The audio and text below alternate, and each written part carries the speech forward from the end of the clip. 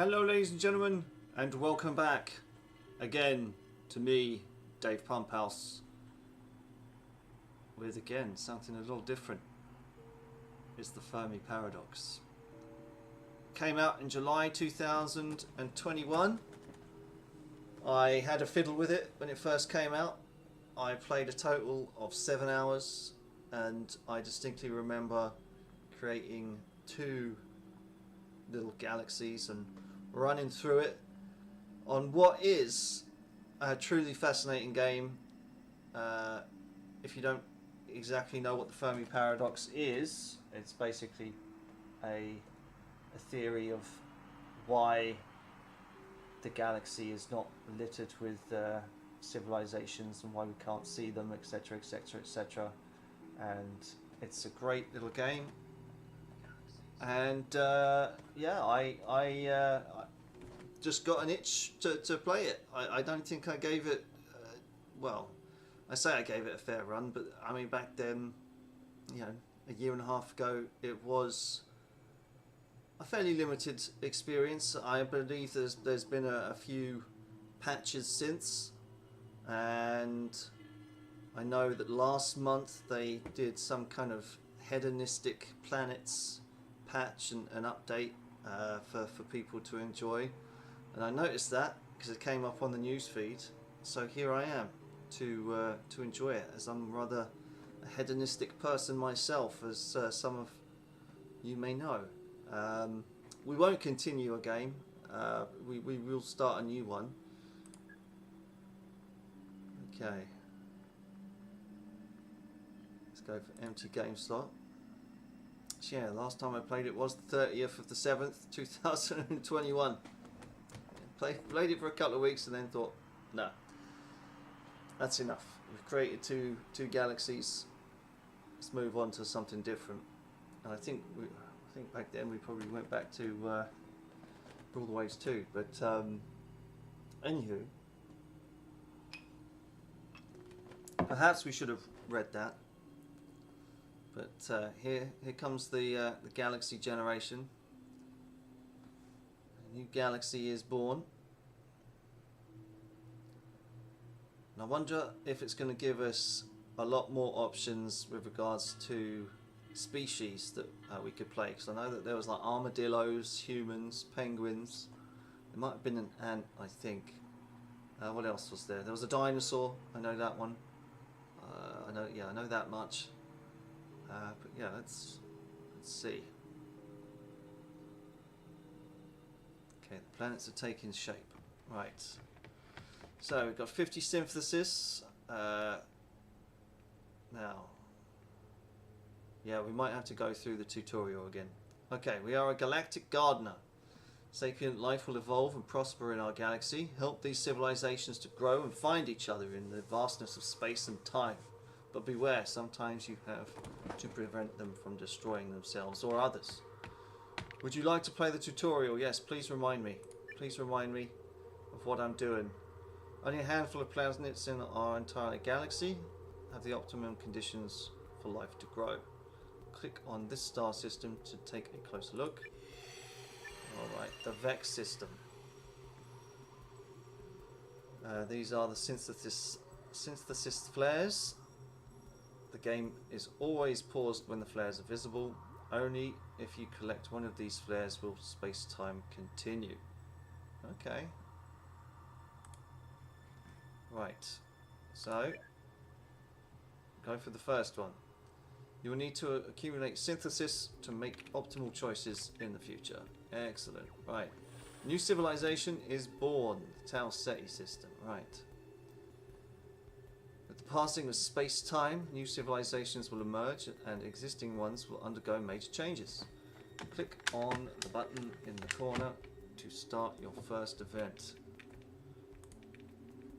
Right, here we go. Evolution event. Sapient life has evolved on Tau Ceti 3. Life form in the swamp planet of Tau Ceti 3 has started making simple tools and has developed a rudimentary language. But which species will form a Stone Age civilization in the Tau Ceti system? Now, what choices is it going to give us? Ah, here we go. First of many decisions to come. Click on the options to see which species could populate this planet. If you want to choose balanced species, you have to spend synthesis. On the other hand, picking an unbalanced species will generate a lot of synthesis. Choose wisely. Click to continue arrow to confirm. Yes, there was baboons, wasn't there? Now, if I recall correctly, so that's the standard species. What's the balanced species? That is some kind of plant life, and an unbalanced species is the dinosaurs. So I think I'm going to go for the plants. I'd like to see what the plants will do. Do I have to hold it? There we go. First civilization is born. This is your first sapient species in the galaxy. Take good care of them. Others will evolve at a later time. You, as the galactic gardener, will be responsible for them too. Okay, tech level, yada yada yada. Population, resources, harm potential, and ethics. Right, we want take that. Yeah. Give them extra resources. Click on the upwards navigation arrow to go back to the galaxy overview. Right. Okay, the galaxy is your garden. It will take a great amount of care and hard decisions, and they have to be made so that species can survive and flourish. Will you be able to guide them so that in the far future that they can leave their planets, cross thousands of light years and find each other? If you need to know more, go to the How to Play section in the game menu. Right. So, hang on. There's no sapient. There was.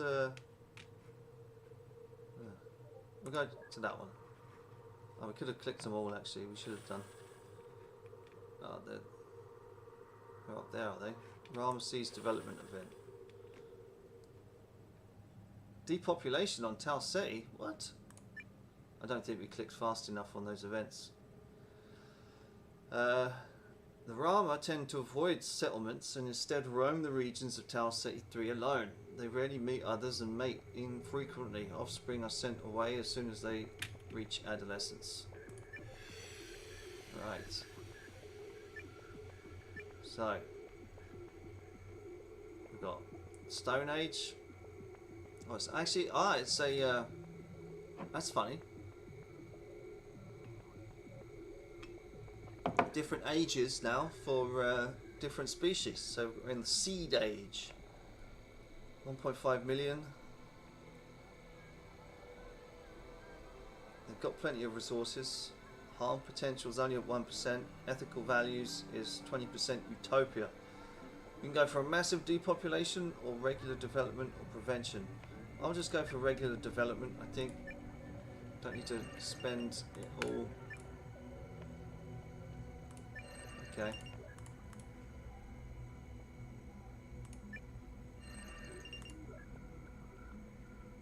Did the spirits look on us with kindness? I hope so. We want an ethics. The Raman has developed a new form of artistic expression. We'll take the points. And we'll go back up.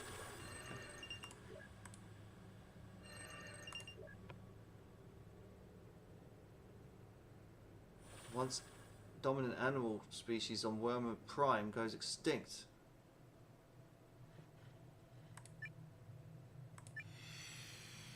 Oh. Oh, continue.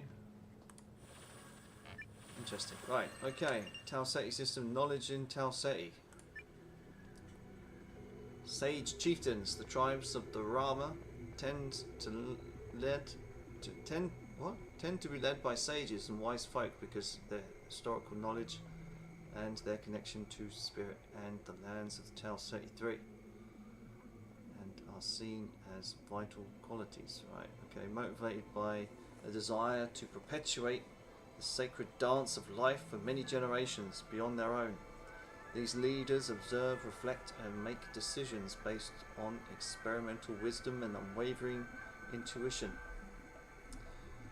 Okay, the elders of the many coasts were irritated after the Blue Scale tribe chose to promote their song walker as chieftain over the strongest warrior mother.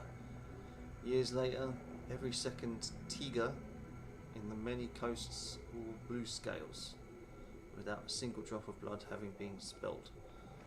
Okay. So what have we got here? Civilization pillar.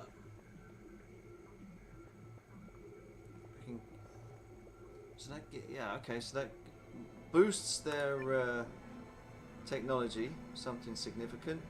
We'll do that. Take another one. We'll just take the points. A new technological age. All of a sudden. The Rama sage seeds. The Rama reached the cultivation stage. The age of cultivation. The Rama learned to mine simple metals, which they shape into a variety of tools. Using these, they can more easily prune their own growth and till the soil beneath their roots. They also begin domesticating and breeding animals, using them as beasts of burden, protection from herbivores, and a source of fertilizing manure. The Damanists have long plagued our herds. They are clever creatures, which makes a great sport to kill them when they attack. Okay. So what do we got here? Now we can have just a normal advancement or power. Now I think I'll just go for just a bog standard normal advancement.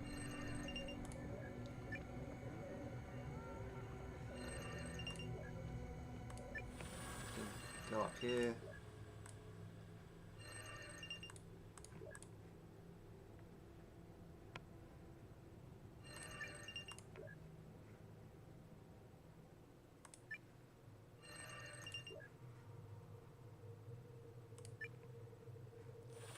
Solar system, evolution event. Okay, we're in Sol now. So we can potentially get humans. A life form in the garden, planet Earth, has started making simple tools and has developed a rudimentary language. But which species from a Stone Age civilization in the Sol system will it be? Okay.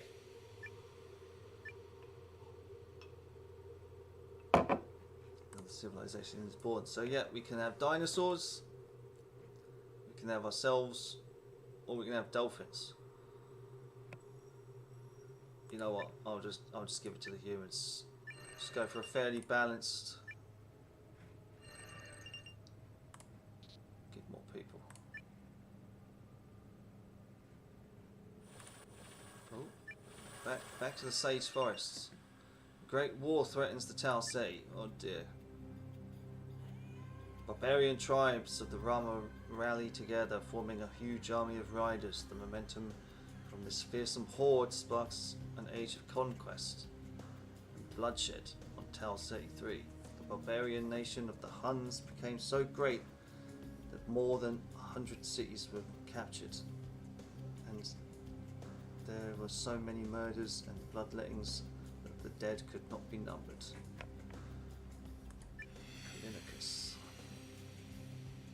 Alright, what are we going to do?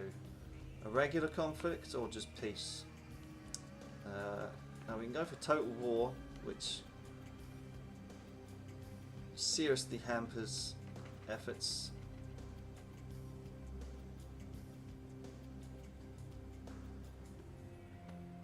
Yeah, maybe we can just make these guys fairly peaceful, right? Oh no, are they crabs? Are they riding crabs now to get around? Tough choices, tough choices. 200,000 casualties.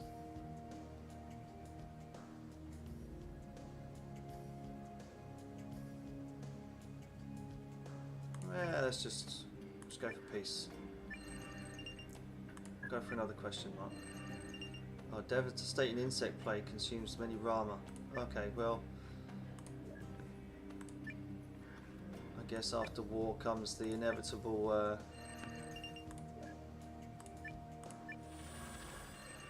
plagues. Yeah.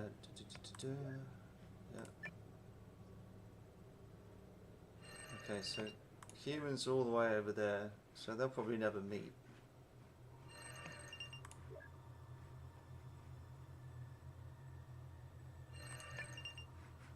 Okay, we'll go for the old question mark. Innate injustice caused suffering and human despair amongst the human populations. Oh dear. Injustice.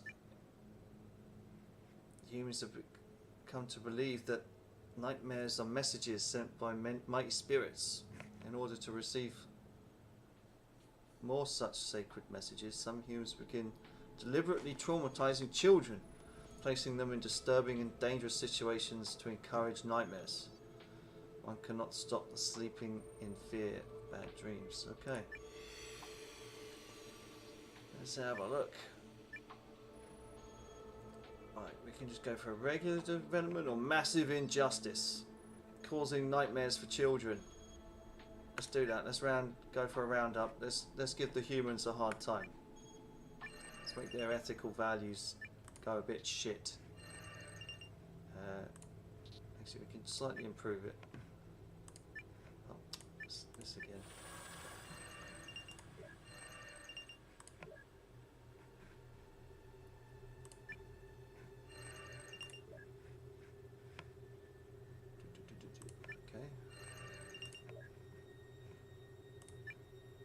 Got to look out for some of these pluses.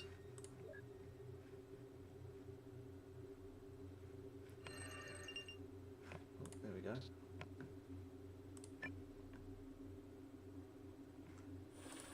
Another development event. Paradigm shift in the Tau City. Right, okay. The mighty Rama forest has become flourishing for many years. But a sudden shift of tectonic plates of the swamp planet causes their great plantings to begin slowly sinking into the ocean. Their sage warden responds to the crisis and attempts to bring their people to safety. What is gonna happen? What have we got here? Okay, we can have a cultural ascent where everyone gets happy, or a cultural descent, or just a normal day. You know what? I'm going to be good to these plant creature things, and I'll head back.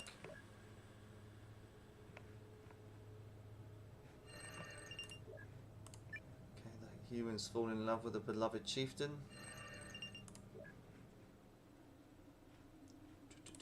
Okay.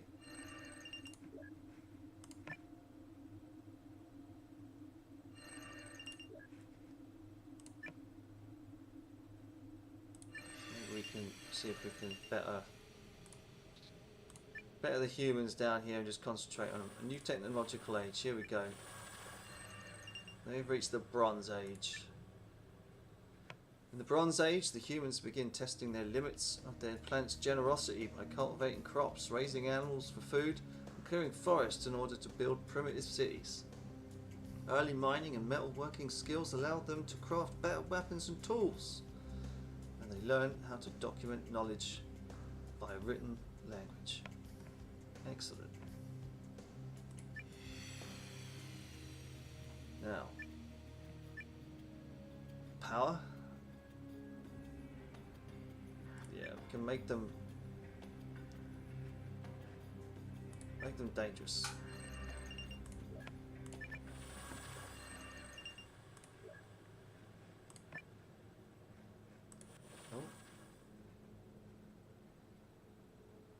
Rama sage forests, and they're getting stronger. So this is a development again. Mounted hordes. The riders of the Rama roam the wide plains of Tau City 3. They band together in great hordes, outrunning every army and trampling their enemies to the ground. I thought I made you peaceful.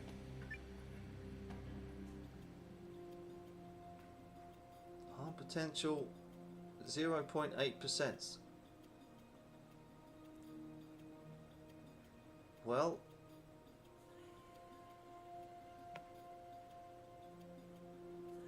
we can go for absolute power, or we can just go for regular development. Yeah, we'll go for a pretty regular development. Why not? And then claim that back. There we go. Oh, there we go. Another new technological age, just as they start riding horsey crabs. Pollination age. Advanced metalworking techniques make it possible to maintain large soil fields and create an effective weapons to fend off fauna. Most importantly, pollinating insects are now domesticated, sparking a social revolution of directed reproduction. So, oh, there's less of them. They're at 0.2. Oh, then, oh dear, so we're going to have to certainly increase their growth rate, definitely.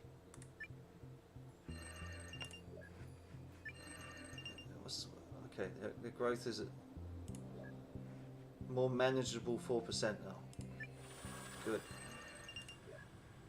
Now we've got to watch out for these growth rates because they can get exponentially crazy. You know, I had like 70 billion or something humans at one point, I think. Yeah, all around. Kepler system. Lovely.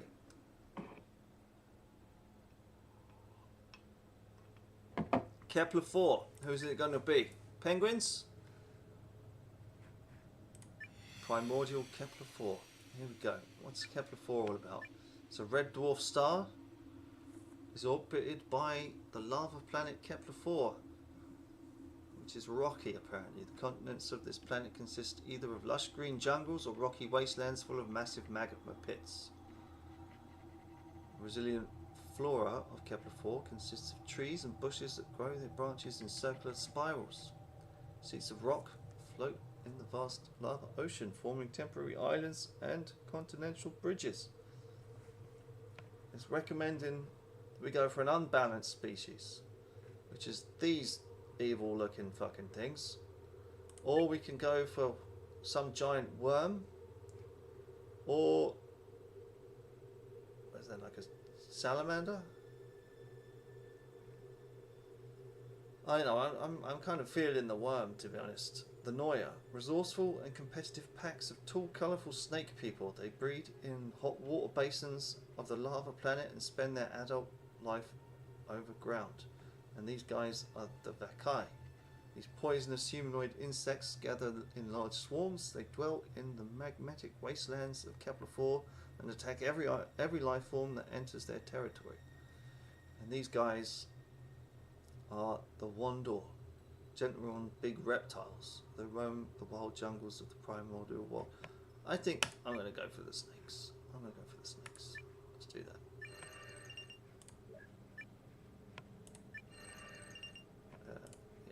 Give you some more resources.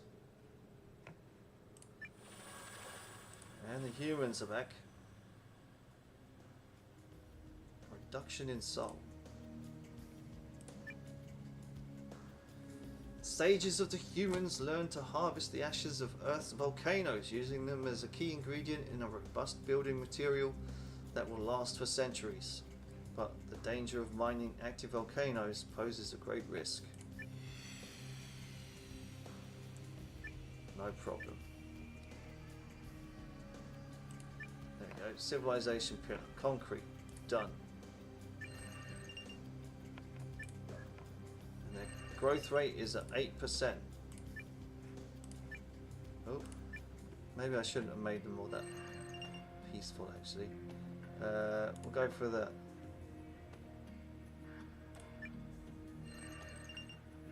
What's that?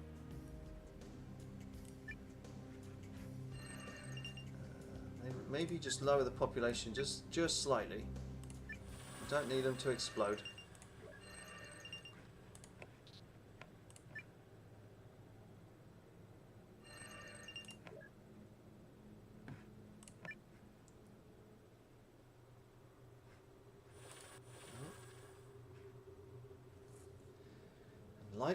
Enlightenment. Okay. What have we got here? A city that is rumored to have sacred powers starts drawing spiritualists, priests and sages from all corners of Tau Ceti 3. When these holy pilgrims come together, they exchange valuable cultural and spiritual wisdom. Beautiful. Right. So, we can increase their ethical values. And their growth is still at a steady 4%. So, let's do that. Let's make it the best motherfucking utopia that we can. For these lovely little plants. Honestly, trust this game to say, Dave, the first place we want you to build is we're going to give you weed plants. And they're going to be great. Oh. Oh dear. Excuse me. Right, take that. Right. We need to do something about... Okay, they've got enough resources to last 18,000 years. So that's good. Consumption on Kepler. Here we go. The Noya discover a fragile mineral that can be easily ground into dust. In this form it is harmless to themselves but deadly for the animals living in the rivers and lakes of Kepler 4. Some fishes begin to use the poison dust to quickly harvest countless of fish from the water. Oh dear. It's probably not the best thing to do. We can have massive consumption and then... Oh no. I think we're just going to have to turn around and say that's probably not the best thing to do. It'll kill us off straight away. We need to lower that growth rate. 6% is too much. Especially with the resource rate of only 6,000 years or so. That sucks. Let me just take that.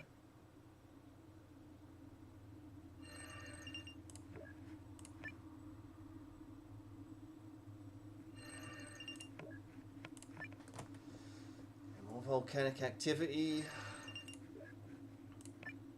Okay, what do we want to fine tune? Do we want just to really fine tune these guys, I think? Development event. Bullshit. Extinction in Sol? Oh no. What's happening? Natural changes in the hydrological cycle cause widespread deforestation. Or desertification, right, okay, on Earth. Rivers run dry and drinkable water becomes a rarity. With drought threatening to destroy their primitive agricultural systems, Vulcanite society is on the brink of collapse. The ritual dances that perhaps by coincidence brought forth the rains in the past are not working. Have their gods forsaken them? Will all life on this planet be swallowed up by the barren dust ball? So what, we've just run out of resources, or is it just literally a natural disaster? No, it's literally just a natural disaster. Alright. So we can go for a complete extinction.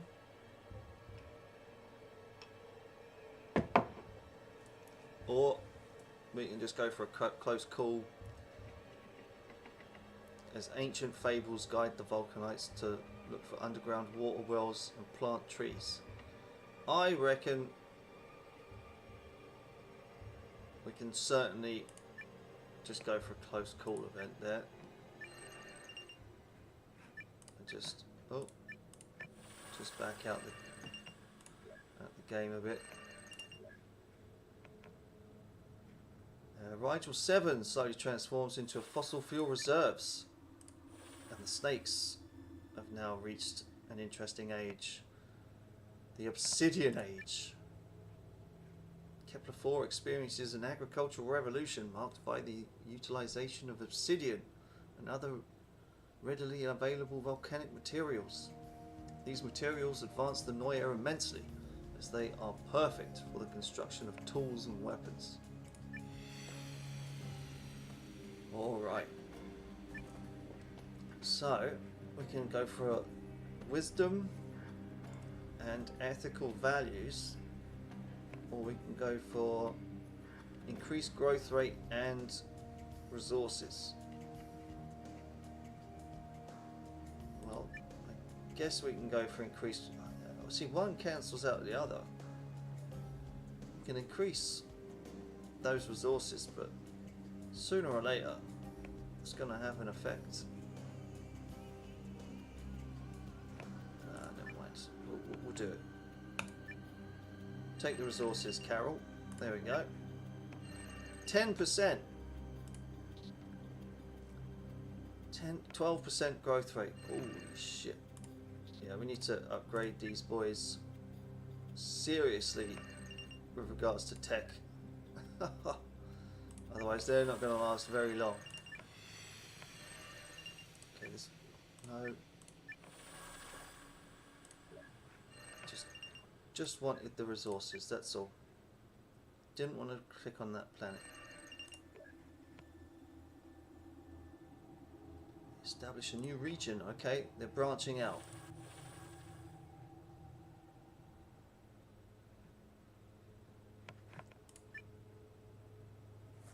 Having reached far-flung shores on ocean-going vessels, the Rama sailors begin to settle on distant continents. Trade routes open up between these remote colonies and their homelands, bringing exotic goods to markets hungry for new products. Well, right. See, they got plenty of resources. We're going at a steady growth rate, steady technological rate as well. Simple naval exploration. Go for a dead end, so it could save us in a pinch, and we can just keep a normal growth for these guys. I think that's probably the best thing to do. Just play it safe.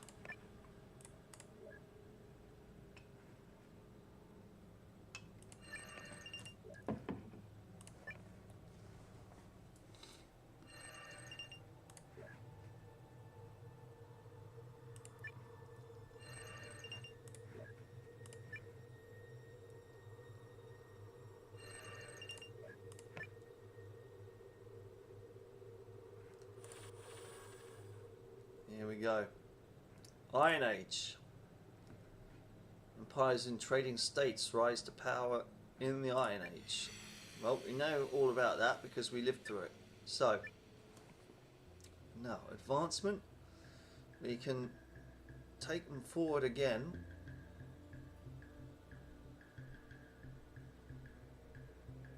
Or we can go to potential harm again. Shall we? I mean, we could.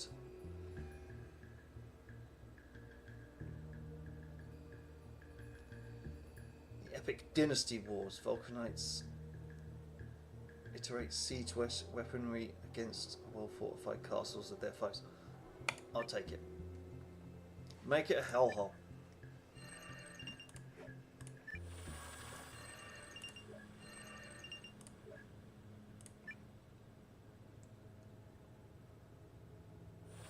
Noyan ladders. What's this?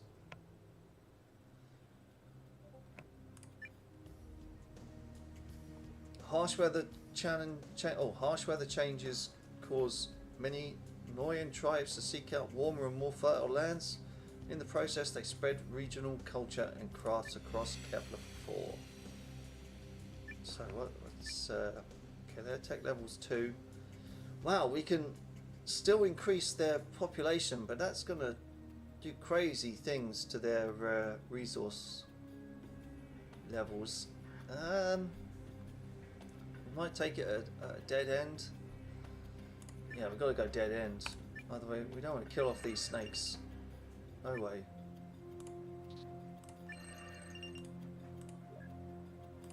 Right, we really got to tailor these guys' development here. Increase their tech to give them a bit more lease of life, I suppose.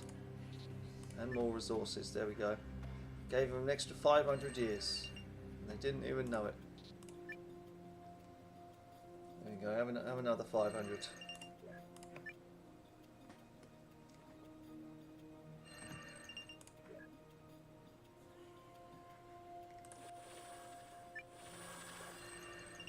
The float age.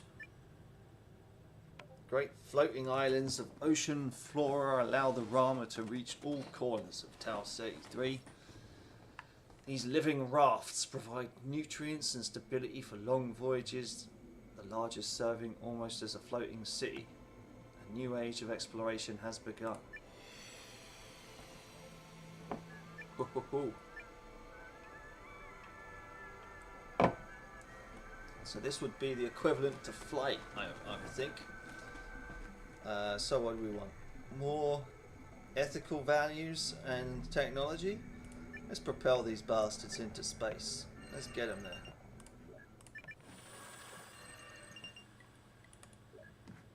And then they can start branching out.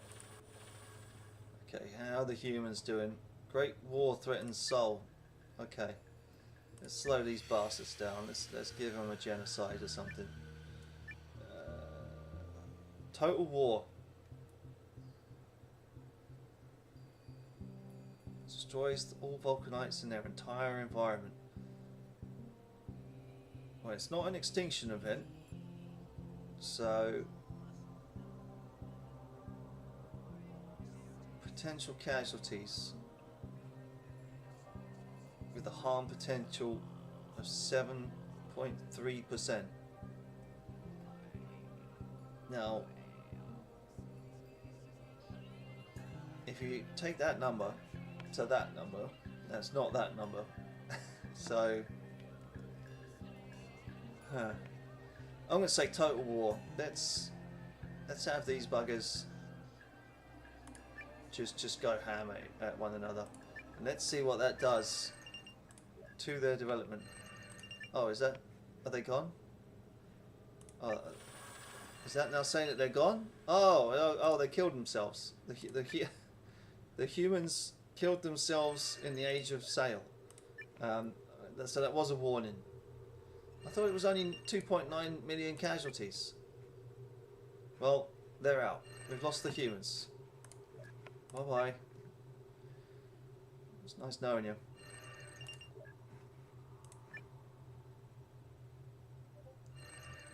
Made them too violent. Made the humans too violent. But that is the Fermi Paradox. You know, these civilizations, they can go out in the blink of a light and the neighbours don't even know they're there. Depopulation in Kepler. Some subterranean animals have developed a natural heat resistance that lets them burrow into the caves near mineral-rich magma streams. Sometimes these moles dig too deep, and when their burrows are accidentally filled with lava, it can lead to spontaneous eruptions. Now the beasts are attracted by the food storages of the Noyan settlements. Oh dear. Now we can go for... Now this growth rate is worrying, so we can certainly go for a massive depopulation event. And then they're only up at... Growth rate is steady. So we can just keep them at a we could just keep them at a steady growth rate.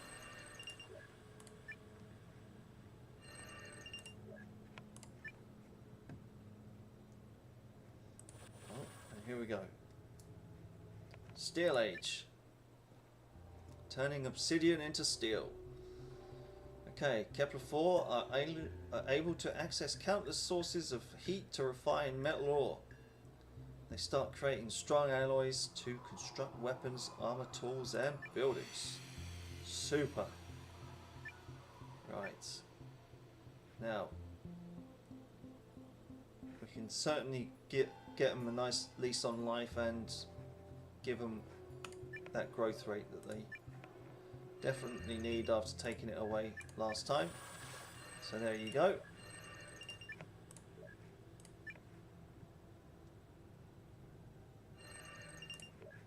Now, is it going to give me another settlement anytime soon? I think it's about time it probably did after we destroyed the humans. There we go. Gillesse. Gliese system, not Gillesse. Okay. So what is Gliese all about? It looks like it's right next to our buddies, the plants. Okay, it's a red dwarf. Iron oxide in the atmosphere gives it a rocky desert. All animals on the planet's surface carry additional water reservoirs in specialized organs so they can survive in the desert. Huge hypersaline lakes divide the land's regions, and between their salt crystal shores, vast forests of transparent flower trees are flourishing. So we've got these guys, the prun, peaceful observers. These gentle herds of four-eyed, horse-like humanoids roam the wide rock deserts. They look a bit ugly for me. The Rao, aggressive and solitary. These naturally armored creatures inhabit barren wastelands. And then these guys, the Core, always hungry and merciless. These nightmarish avian creatures rule the sky. I reckon we'll go for the old standard species, I suppose. Let's go for the Rao. Let's do that. So yeah, they're right next door to the plants. So we'll see how they interact in about an hour or so, I suppose. So whoever's watching, stay tuned.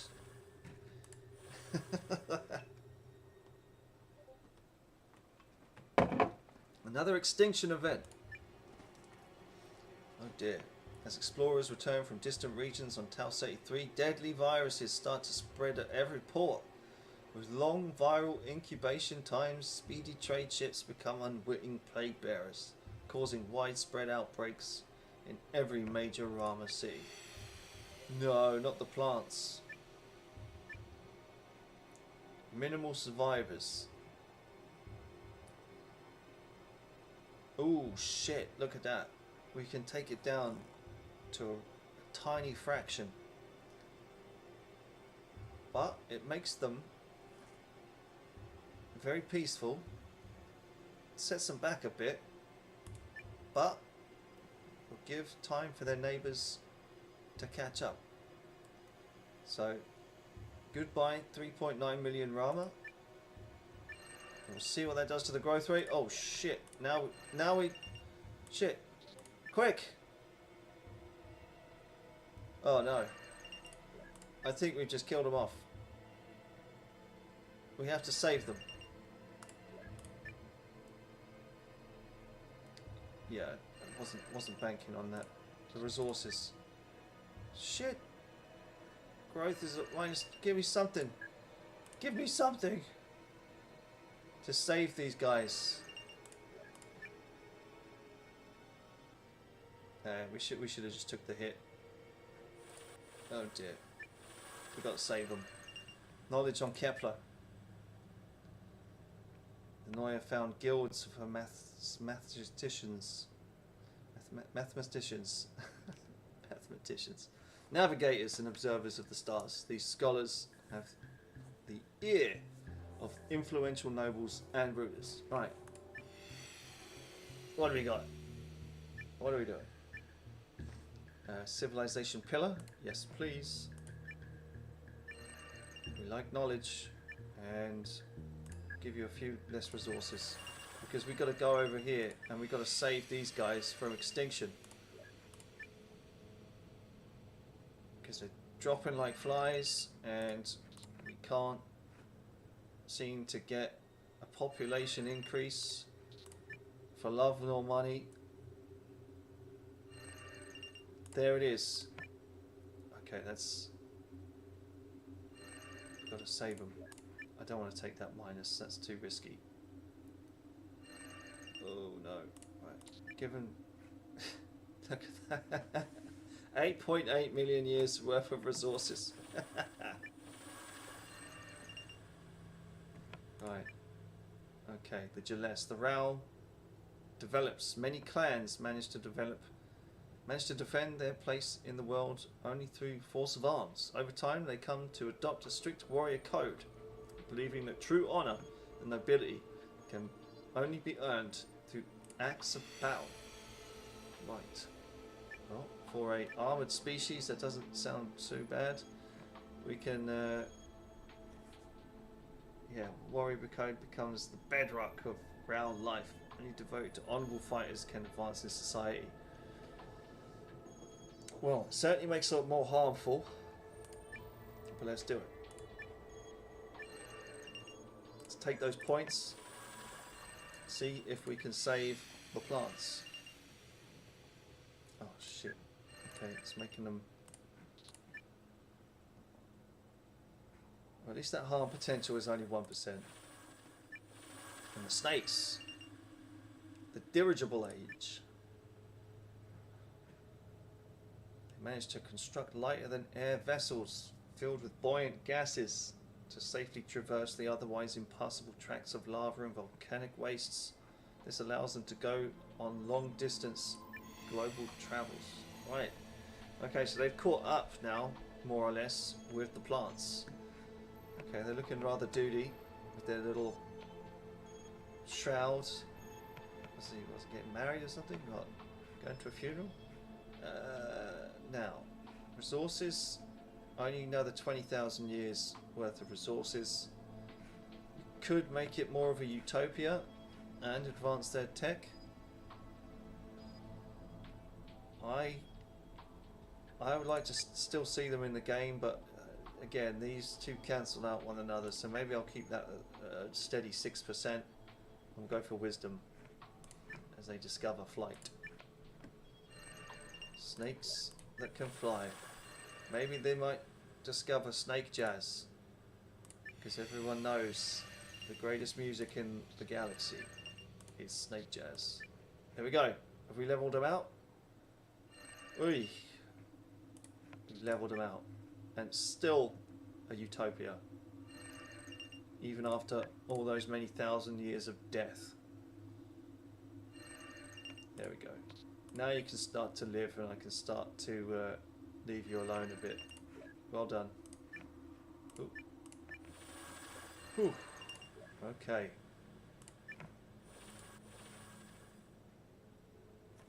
Okay, back to the plants. A new trend emerges among the virulent, wealthy landowners. Repurpose cleared land to plant great forests of flora from all over Taos 83.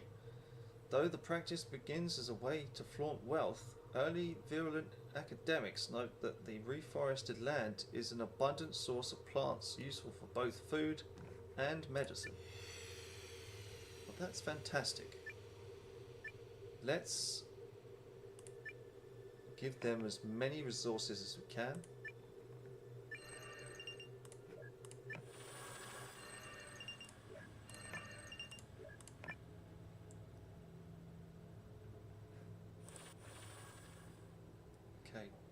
Copper Age, here we go.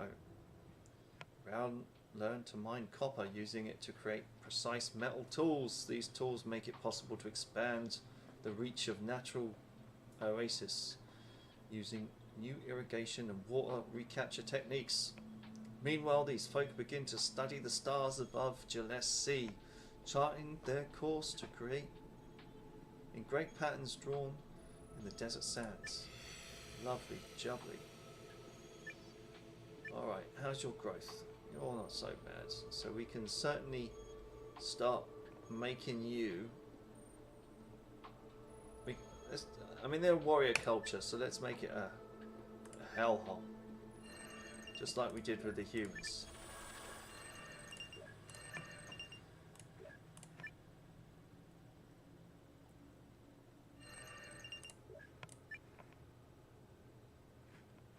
so they're pretty level. I mean, the Rao have got a lot of catching up to do, but it's quite interesting that they're going to be neighbours. We're all going to be neighbours. Maybe we'll have one over in the Ross, or maybe Frogstar in due time.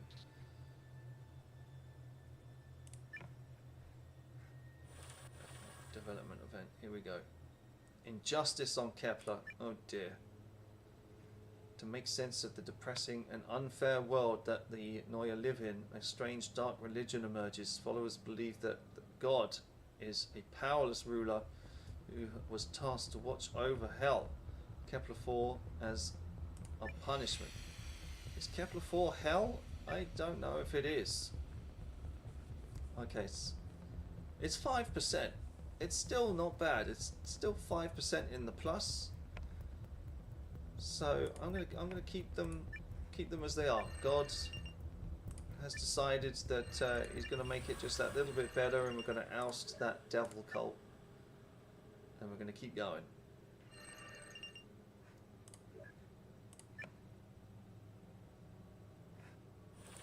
Oh, here we go. Okay, now they've reached the industrial age. The study of electricity, steam power and machine manufacturing in the industrial age. Harnessing the power of radio waves might allow them to send signals into outer space. But this civilization could not accidentally eradicate itself as weapons development thrusts forth. Interference with the planet poses a serious threat to the ecosystem that has sustained Noyanity through the ages. Here we go. So, radio waves will now be pinged into the galaxy, and then people will start to find out about one another, and then they'll react. So, now we've got a steady growth rate of 6%. I'm going to do what I always do with the snakes. Okay, so they've lost their nice little wedding shroud, and they've started to go for these weird little hoopy earring things. How strange. Right. Advancement. Give them a few more thousand years of resources. Here we go. So now they've overtaken the plants. The snakes, they've edged ahead. We didn't plan it that way. It's just the way it is.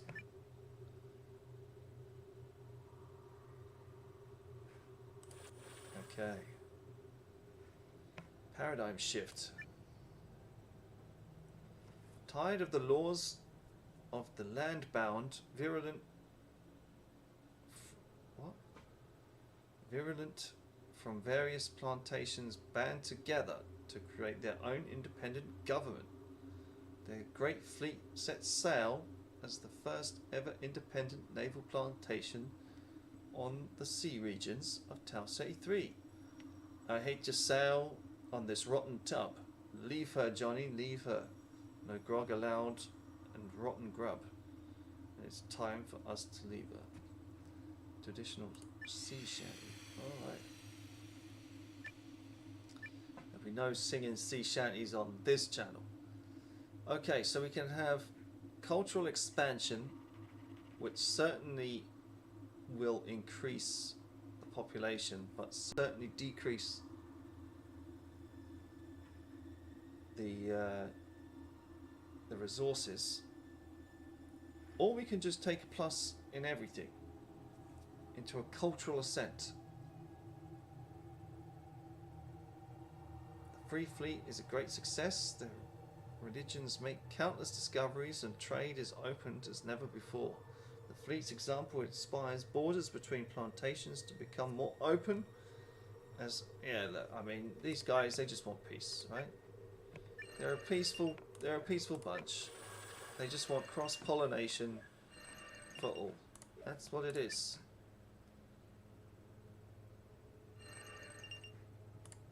Oh, there we go. Noyan soldiers lay down their simple rifles and abandon the art of war. What? Oh my goodness. See, this is why This is why we can never take the gamble. Although it's nice, it's kind of nice to see them more leveled out compared to the old row over here.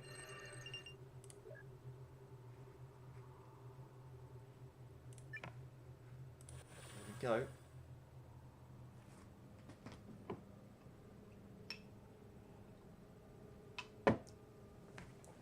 Okay, continue.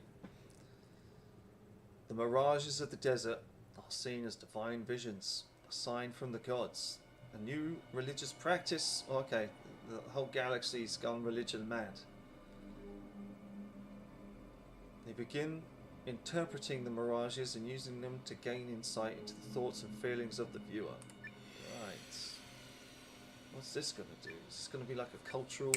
There we go. Now we can go for regular development, or we can make it a utopia. We can make it a very dangerous utopia. Let's do that. Oh, that was a minus. That was -5. Oh, I see. I thought it was a +5.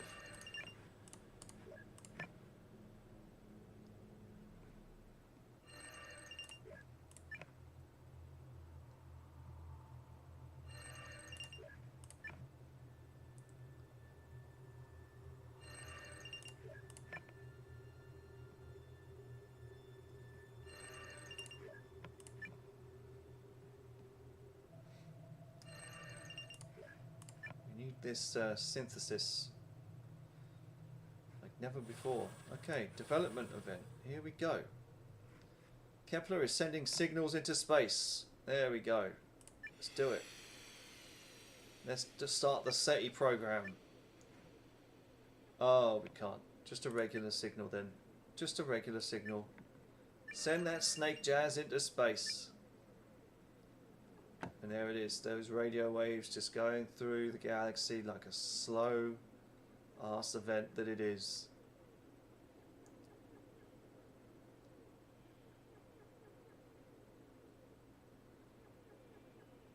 Waiting for someone to hear them. No, we're not getting any more synthesis. Pause, collect a flare. What?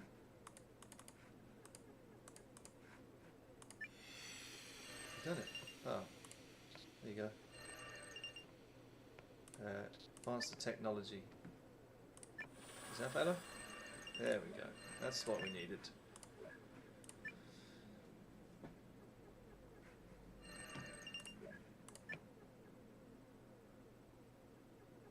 So yeah, this little radio wave will get to the RAL, it would seem. Probably by the time they discover space travel. And they might send a barge over and either get the shit kicked out of them, or yeah, maybe they might carry a disease. There was one time where I had some space penguins, I think it was, that found a bunch of dudes, put them on a prison barge, sent them to the next galaxy over. But the thing is, they were themselves of the Stone Age, so there was like a Stone Age prison barge, and when by the time they got there, the Penguins had already launched another fleet from the planet that they took over to take over the last one, and the Stone Age people got there and they all died. They were like, oh, we didn't think you'd make it. Sorry, but we're here now. Clear off. And they had nowhere to go, and they had a few thousand on that barge, and they just went. Right, okay, so we've got massive consumption, give us more synthesis, and they do have 31 million years worth of resources here, so we can definitely take that hit. Perfect.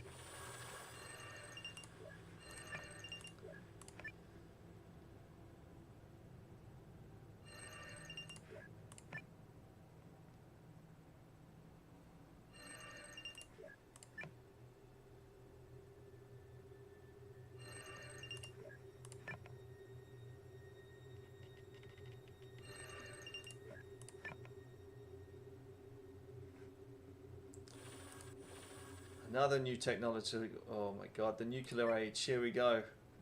When rocket technology begins to take off, the race for space dominance among their emerging superpowers on Kepler 4 is on. Jet planes increase the potential of travel all over the globe.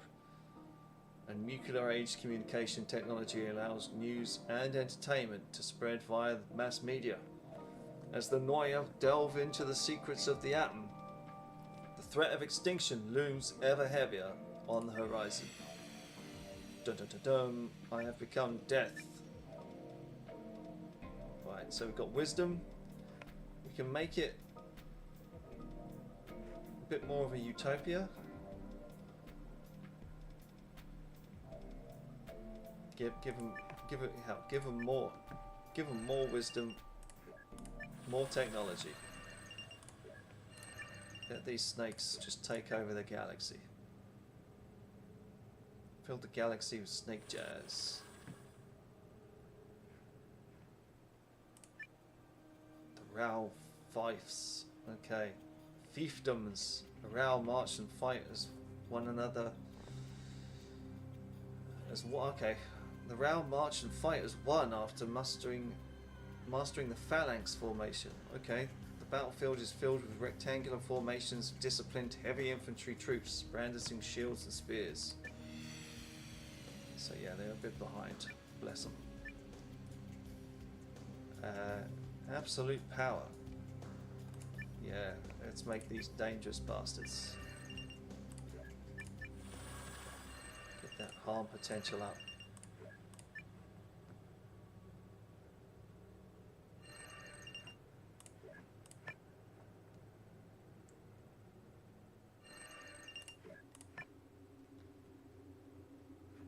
How slow are the plants, I wonder, because they haven't reached the industrial age yet. And these snakes are going to take it away sooner or later.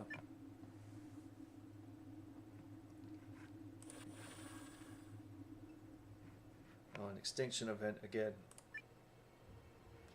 While exploring Tau Ceti 3's polar regions, virulent expedition teams are infected by parasites trapped in the ice. The deadly spore-like structures replicate at an astonishing speed, and the virulent have no natural defences against them. If allowed to spread, the parasites could wipe out the entire Tau Ceti 3 population. Oh no, not another event that sees the plants die. Here we go. How many can we save? Minimal survivors again. Oh, we can't even do the close call. Oh shit.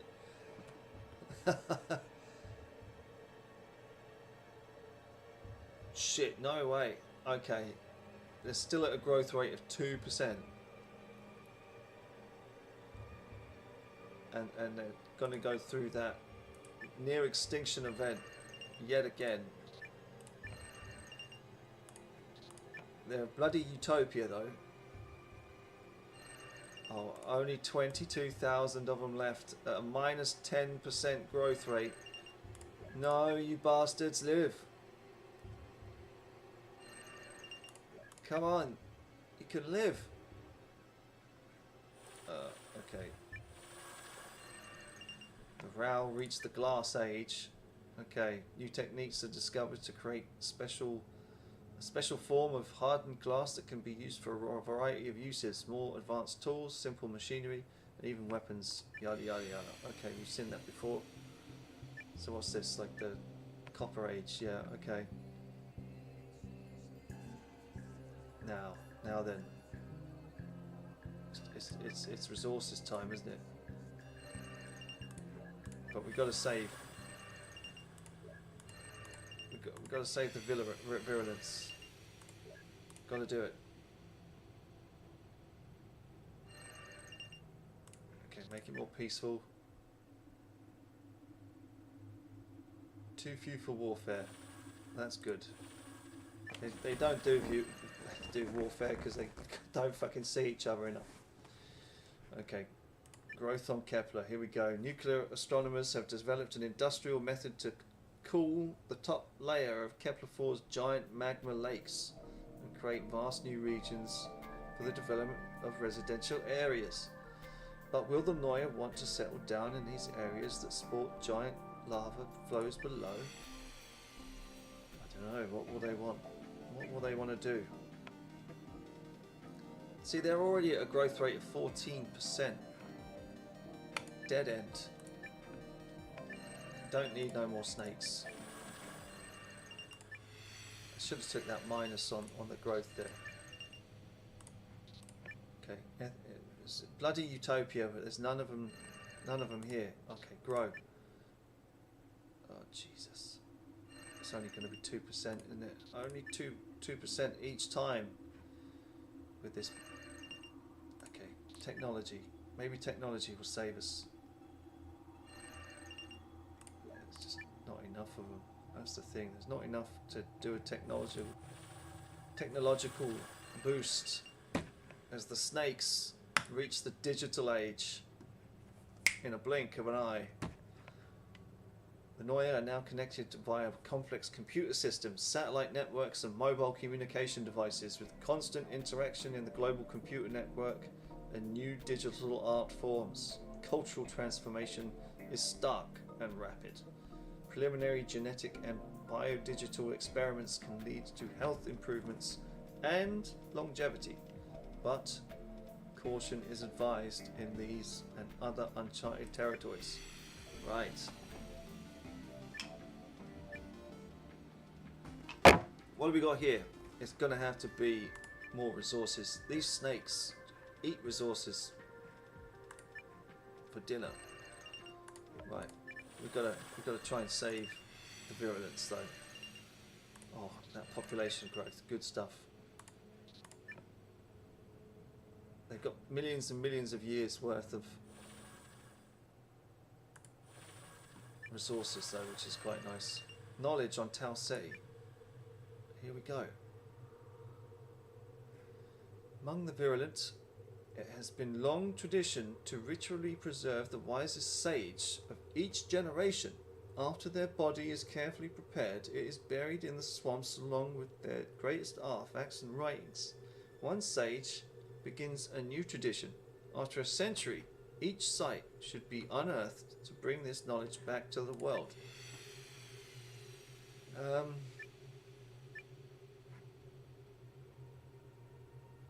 Yeah, gotta do it. Gotta do it.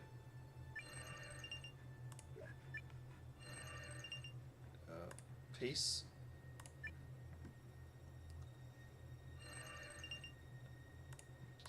Peace and harmony. More harmony. Here we go. Although I should be just taking synthesis, really. Getting the points just in case it comes to it. But they need a growth rate because there's only 15,000 of them left. Oh God.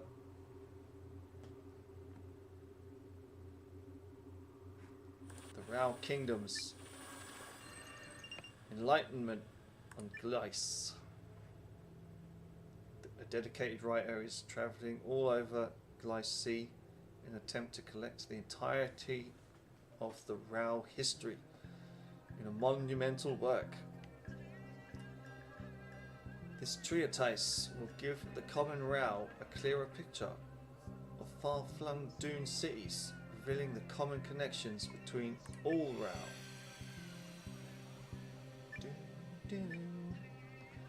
Right, just a regular development then, I suppose. As their ethical values go up. Okay, we need this technological advancement. Come on. Give me something.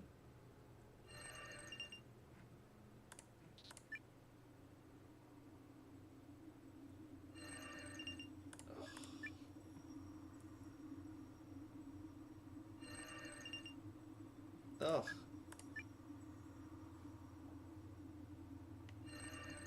There it is. Minus 4% now.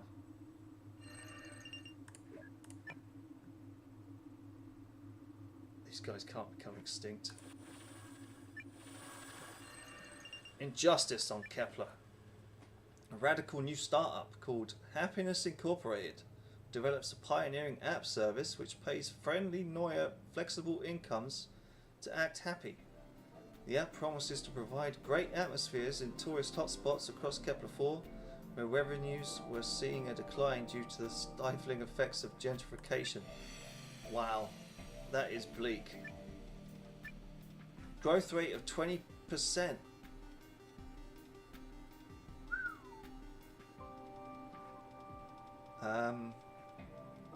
It is pretty much a massive injustice. It's a dystopia now. It's a snake dystopia. Right, we need to seriously tend to our first ever civilization. We can't let these bastards go extinct.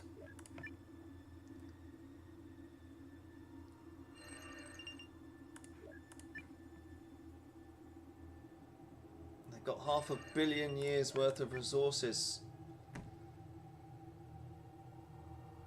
Oh. There we go. Paradigm shifts. Curious gas is discovered seeping from the remote black bogs of Taos 83. This gas is visibly striking red purple in colour and draws attention as soon as it is found. After some experimentation, academics find unique applications for the stuff. Is it Viagra? Will it make me grow? Yes, it will. No more extinction. Thank you, Jesus. Now we can leave these guys alone and let them live a bit. And they now come into the industrial age themselves. Fantastic. Now, growth and resource, or ethics and technology. I think they do need to catch up. I don't think we need to worry too much about the resources if they have millions and millions of years worth of it. We could be here all night and they would not suffer too much. But yeah, look at these radio waves just taking forever to cross the galaxy. Will the RAL be there to hear it? Oh, the Ross system. Okay, we've got another load of dudes to build up. Okay, we've got the balanced species is the Franna, inhabitants of this equatorial coral forests. These squid people form harmonic and peaceful groups. Okay, so it's filled with oceans, more plants by the looks of things. The Quasis, giant anemone animals. Is it anemone? Anemone? I'm not even sure what the hell that word is. Wandering and floating seaweed. So we can have seaweed, squid, or the Shivans, hives of predatory jellyfish creatures dwelling from the depths of the sea to breed and raiding the surface for food.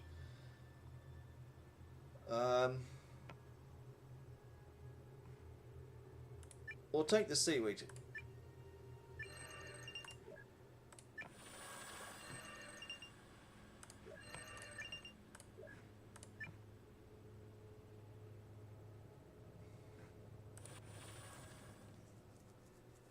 A great war threatens. Alright. Dominant religion's faction claiming the right to invade a distant Holy Land. They gather many allies to challenge the alleged heathens who live in the divine country of Jealous Sea. Armies of volunteer peasants and honor-bound knights, swelling with the pious pride and bearing sacred symbols on their banners and armour, thus embark on a glorious pilgrimage. Now, what's this going to do? How many millions of them are there? Nearly 18 million. It's still a utopia. We could have total war with 13.2 million casualties. We could have a regular conflict of 4.4 million casualties. Oh jeez. Or we can have peace. Now I think we have to manage the row because they've only got just over 2,000 years worth of resources left. So we might have to go for peace, stick with the row for a minute, and give them more resources. What's that? Number of trading glassworks increases, right, okay. So it looks like we gave them 2 lots of resources there. Yeah, we need some more. It's this growth rate. If we can take a minus in growth rate, that'll help. Now maybe even a plus in technology, who knows. Yeah, that's not going to work, giving me more population. Annoying governments. Consumption on Kepler. Oh no, have they run out of resources themselves? Programmers on Kepler 4 developed a sophisticated digital currency based on strong cryptography and decentralization. After early adopters become very wealthy, Neue increasingly use high energy consuming encryption mining to validate the blockchain transactions done with the cryptocurrency. That sounds very familiar. Only 3,000 years worth of resources left. Oh dear. Well, we can go for prevention and buy a couple of 100 years more at least, mate. Well, I was trying to save the row.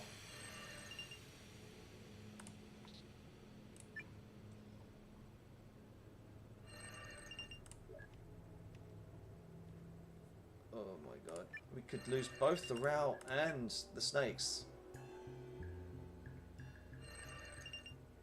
Oh shit. Make him a bit more peaceful then, I suppose.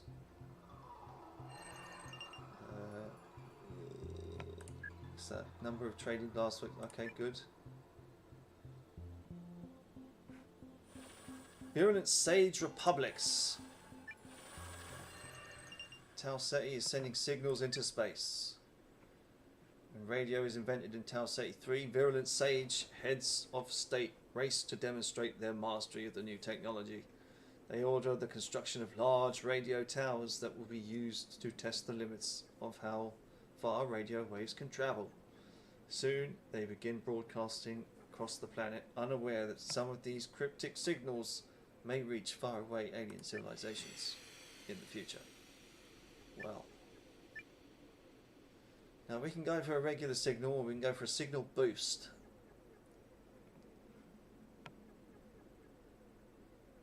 Let's go for a signal boost. Ah, so that, yeah, there that goes. This boost here. Oh, we've got to collect flares now, haven't we? Technology boost. There we go. We can catch up with the snakes.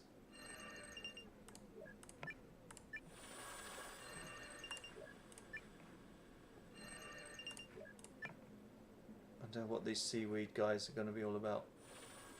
New technological age for the snakes. They've entered the cyber age. With rapid advancements in artificial intelligence and technologically augmented Neue, the civilization undergoes drastic change and reaches new milestones in science, engineering and the arts. How many resources do they have though? That is the question. Not enough. What technologically speaking, and okay, we'll go for science. Go for science. When in doubt, go for science.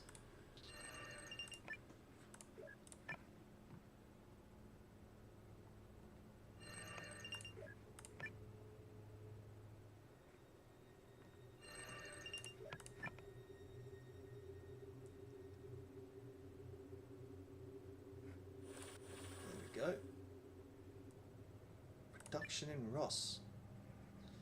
The Hunter-Gatherer Society of Quasis has created a calendar that names each year after a key prey animal. Each time the calendar cycles back to the specific animal, it is considered sacred and hunting is forbidden for that year. This spiritual practice allows the animal population on Virgo to recover, protecting it from overhunting. Well, what are they doing hunting anyway? There's seaweed. So, just regular development, please. I would think. Give me a few thousand years worth of resources. I'll be fine.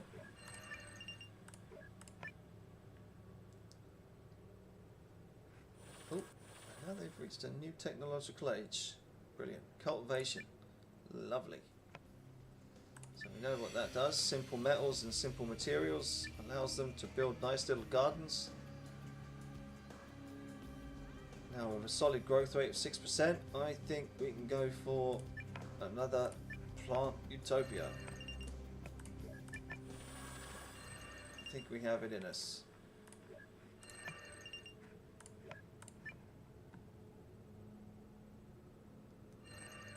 What madness is this? Asks Achilles. Well, this is the Fermi Paradox. And it is a game where you have to manage civilizations until the end of time and then see how they react to one another when they find one another. Some people want to invade one another, some people want to coexist, cohabit, but the game is basically trying to keep these civilizations for as live as possible, because obviously the Fermi Paradox is that, you know, this galaxy of ours should be teeming with life, but it's not. A lot of scientists out there think, obviously, if you've heard of the Fermi Paradox, that, you know, they're out in a blink of an eye because they use too many resources, or they nuke themselves, or they're just too what's the word, too insular, maybe. That maybe they, you know, they get to a point and they go, no, let's not bother looking for anyone. But yeah, let's make a decision about the row here. So we can go for a complete extinction event for these guys, which I don't think is advisable, though. I mean, they're kind of looking a bit Native American with their little headdresses and stuff, so I don't want to kill them all. So we're going for minimal survivors, I suppose. With 4.1 million rail lives are lost, and the growth rate is probably going to suck. So we're going to have to try and fix that. Okay, it's just stayed at a normal one. Just at a normal 0%. I thought it was going to be 0.1, but we'll have to get them back up to speed, make them a bit more peaceful, I suppose.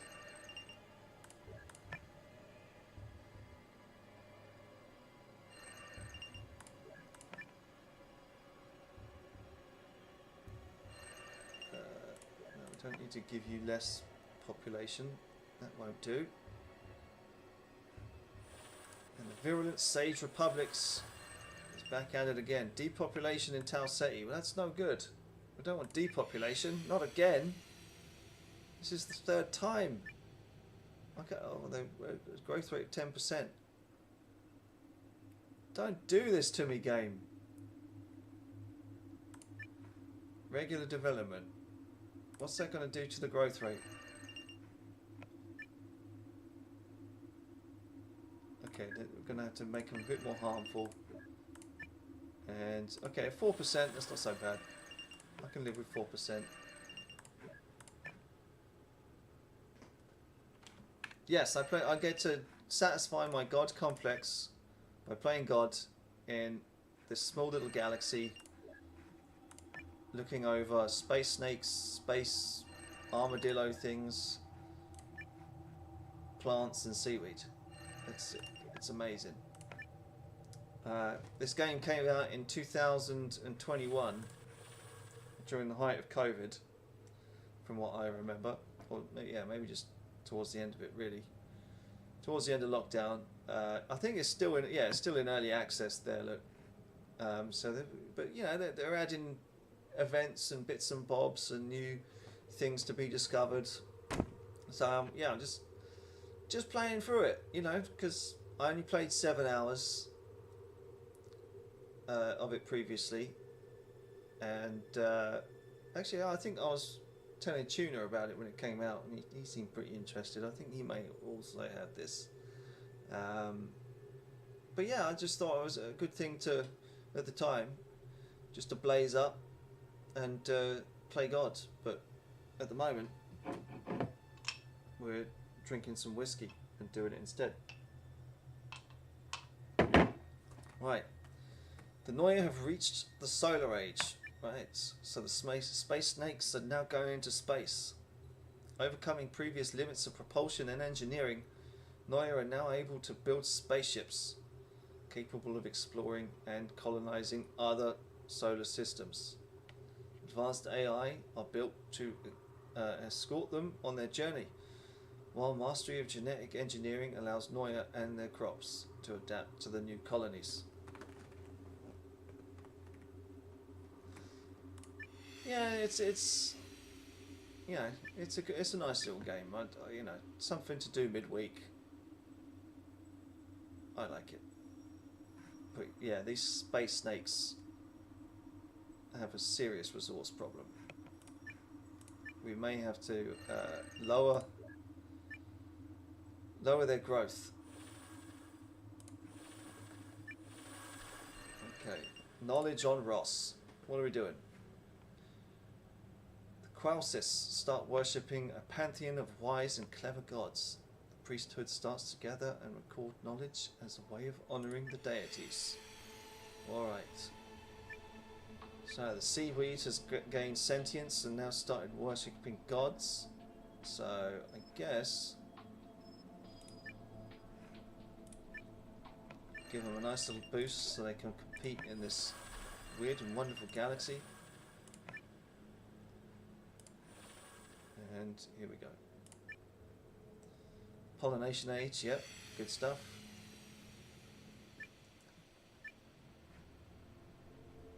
Now, wisdom and harmony. Population and resources, I'm going to go wisdom and harmony.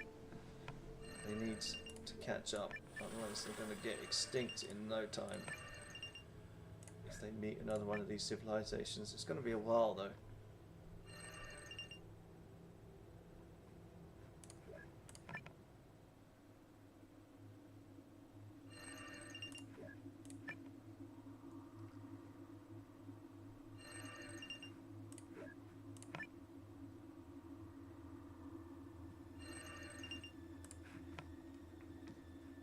What do I want? Question mark? Growing hideout city expands influence on Jealous Sea. Okay, that's good.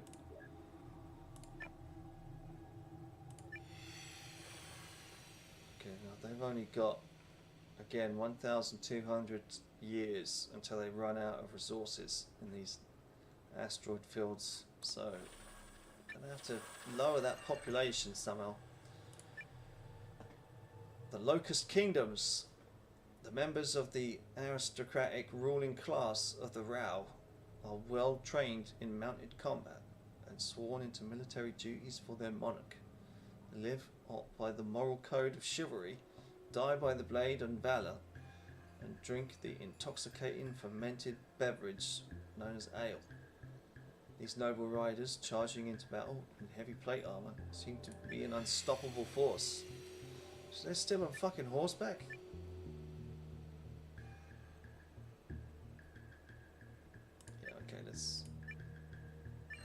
Let's gain some stuff here, and let's see if we can really tweak the development. Look at that growth rate, 26%. That's so unsustainable. Oh. And now they've reached the nuclear age. Good stuff.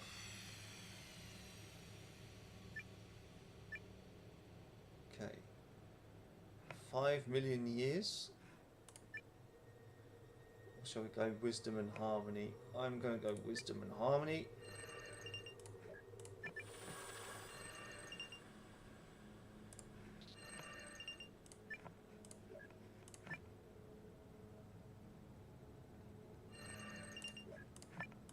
But yeah, these space snakes, we don't want them to go extinct.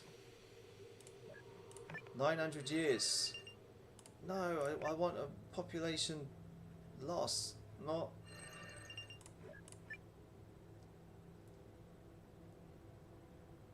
Oh dear.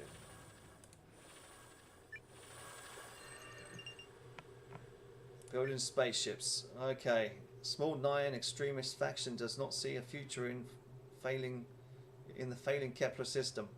They pool their resources and construct a convoy to transport them to a new home in the Rigel system. Alright, see you later, buddies.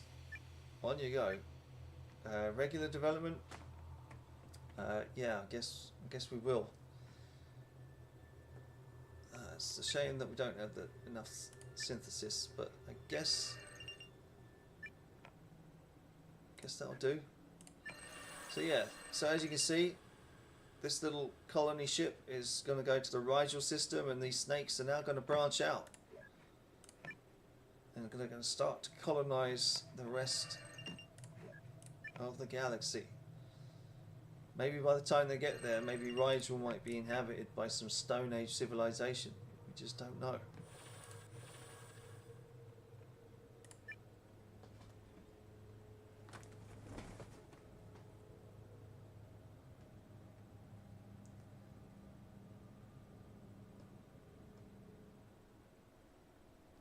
Oh dear.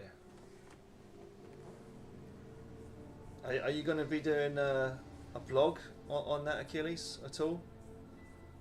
Or, you know, for the old armchair dragoons? It might be an interesting read, that one.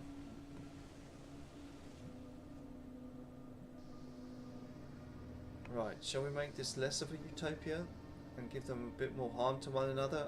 I think maybe we should just make them a bit more violent.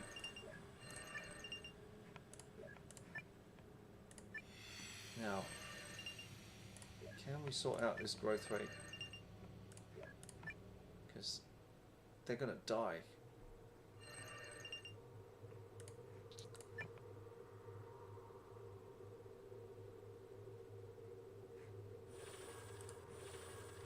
Okay, the convoy. Annoying extremists. What's going on with them? Architectural optimizations by the robotic technicians of the extremist convoy led to more living quarters within their ship. These modifications mean that the Noya can comfortably live on board. Beautiful. Right, so there's 10 million of the buggers. So we can keep them at 10 million. Go for a dead end. I'll just go for a dead end.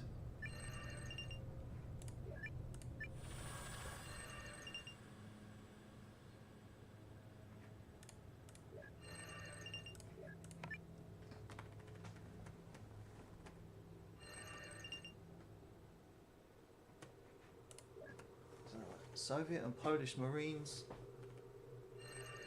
trying to take Copenhagen, lost 3 regiments before they even landed. Oh jeez, that sounds like a slaughter. Ouch.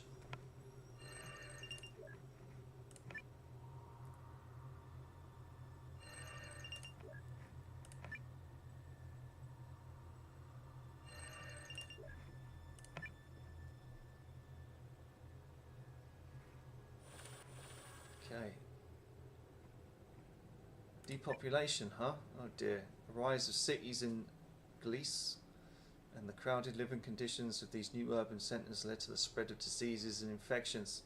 Due to their unawareness of the benefits of proper cleaning, washing and sanitation, many Rao die an early death.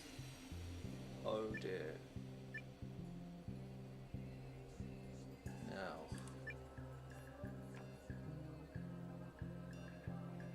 Now we can just go for a regular development. Maybe just prevention. we can just go for prevention.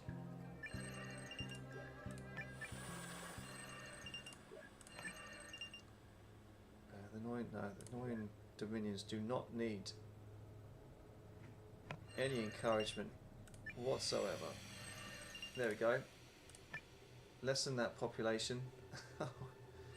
That's even more. Go on. Population controls.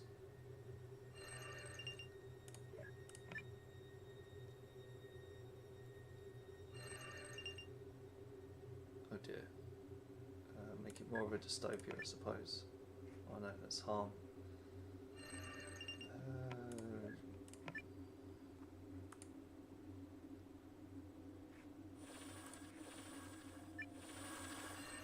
I love it how they got like a telephone pole on the back of a crab.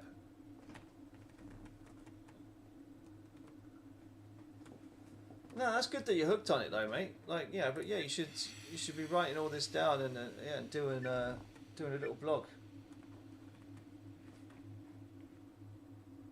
Yeah, look at that little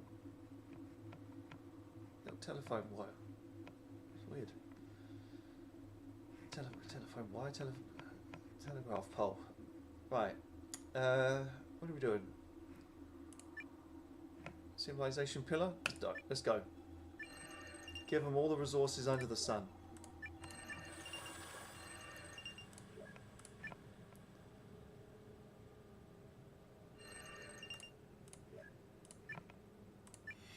We really need to sort out these buggers.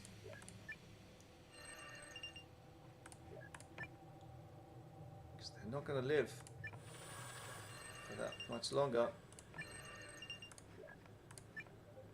I don't think we've got the synthesis either to save them.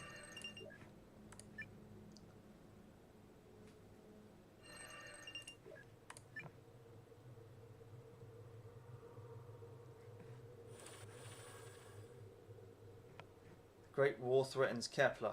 A great war, huh? Underprivileged inhabitants of Kepler's asteroid belt are suspected of exploiting asteroid fields for unauthorized imports and exports.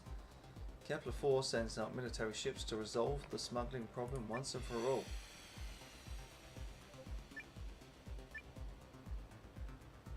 Total war? That should bring down some stuff, right? It says bring down resources, but if it brings down the population as well, maybe that might balance out. Oh no. No, it didn't. Well, at least you managed to get yourselves out. Off to the Rigel system.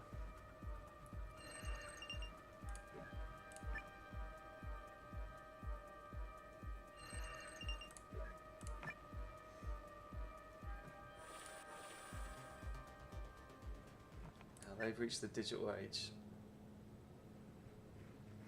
Okay, now we know what smartphones do. So what are we going to have? Now there's only 3 million of them. So I think maybe we can afford to have the growth rate go up a little bit, as they have suffered.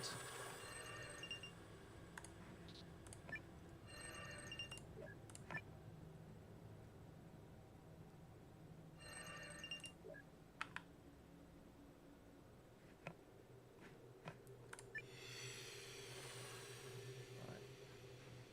Only 163 years left. At least that growth rate is down quite a substantial bit.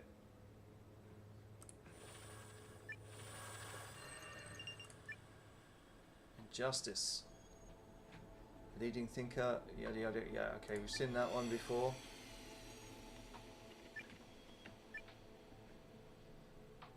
Regular development, massive injustice. I think we'll just go for regular development, I think. Maybe even go for a little question mark, and then rebalance them out to a little bit of a utopia there.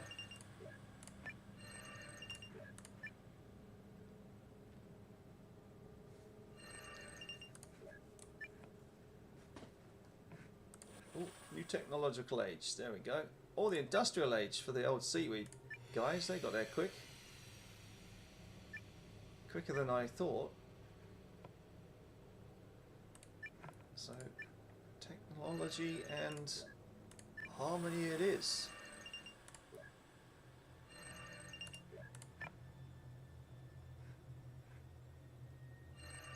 Man, they've almost caught up with these guys due to their infrequent disasters. That's insane. It's a real boost. The Noya arrive at the Rigel system. Arriving on Rigel 7, the Noya aboard the extremist convoy decide to construct a space habitat capable of observing the planet's ecosystem. They immediately set to work building this orbital station as a center of their new colony. Yay! Okay. Troubled development? No. Total failure? No. Okay, it looks like this is going to be a troubled development. So they get shit for resources.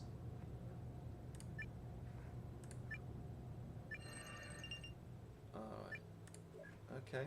Well, there you have it.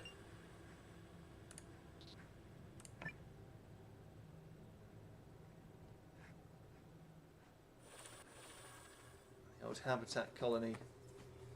Paradigm shift.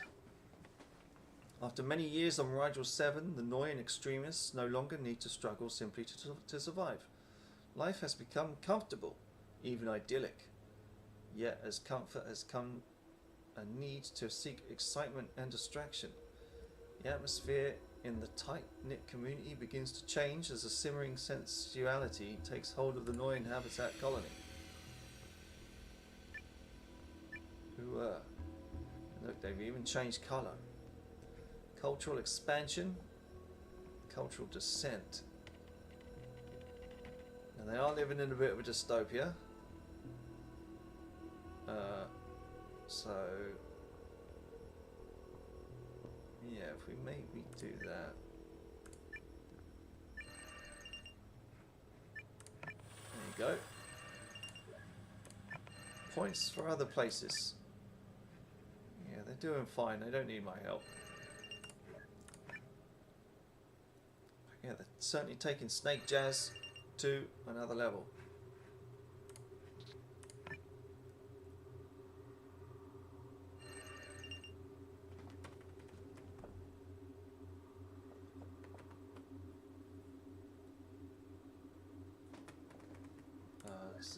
OJ.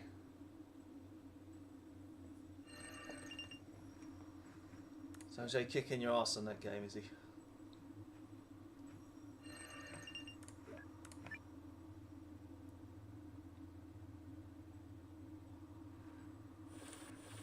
Oh, development event. Here we go.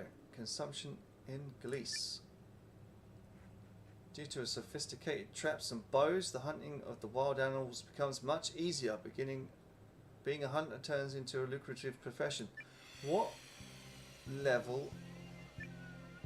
Oh, there's still... Wow, okay. There's still not many of them, so they're really struggling. Holy shit. I guess we'll just go for prevention. And maybe just boost their technology a little bit. Try and get them to a place. But yeah, look, the seaweed has overtaken the row. Something chronic. It'll probably be about time for it to give us another civilization soon, maybe up in Frogstar, I think.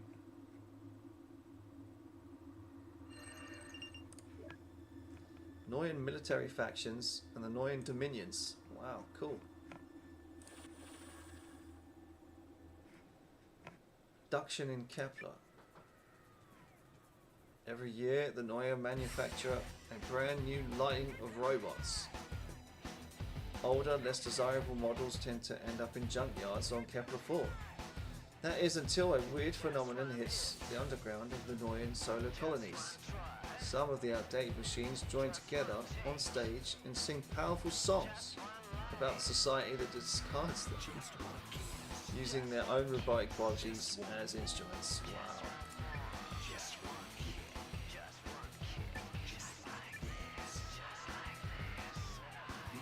That's regular development. Gives you a little bit more resources. You know, what a dystopia. What a dystopian nightmare that we created with the snake people. Robots. Singing songs about how unfair life is. Sounds about right.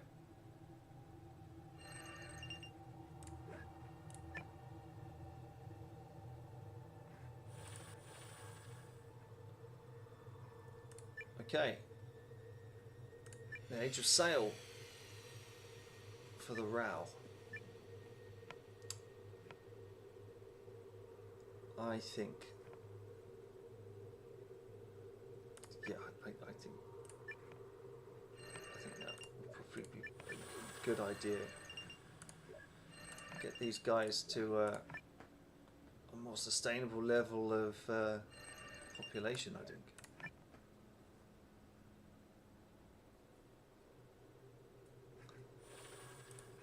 Virulent sage governments. They're government now, huh? Enlightenment in Tau Se. The concept of a universal basic income has been proposed to address the inequality and life dissatisfaction across Tau Se 3. Proponents of the idea believe that it would allow more virulent to pursue satisfying lives while potentially even saving money by reducing bureaucracy. Oh, I'm not sure about that. Now, we can go for a regular development. It means their ethical values do go up.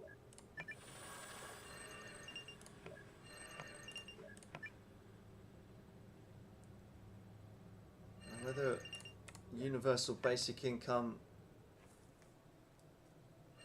is an ethical increase, I don't know. The debate is open on that one still. The Crisis have reached the nuclear age. Holy crap. These guys down here in the corner of the galaxy, they just love it, don't they? They love it. In their quiet little corner, no one bugs them, they just get on with it.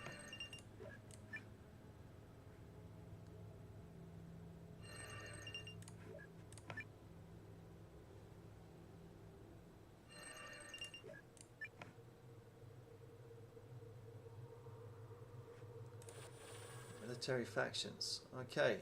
Sending signals into space again. Alright.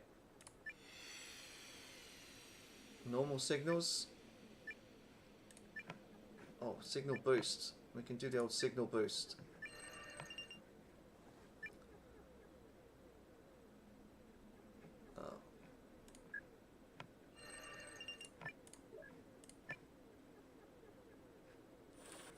Buoyant Dominions, a new technological light speed age. Nice. Racing into light speed, interstellar journeys are shortened from centuries to mere decades.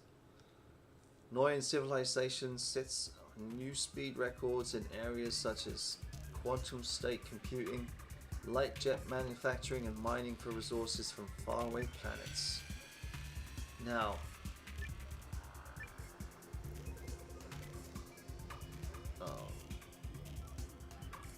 let's do that.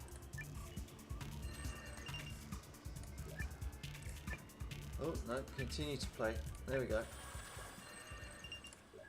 The Noyan alliances now. Okay, they're alliances rather than... Oh, and now they're trading factions. Okay, they went from a military faction to a trading faction.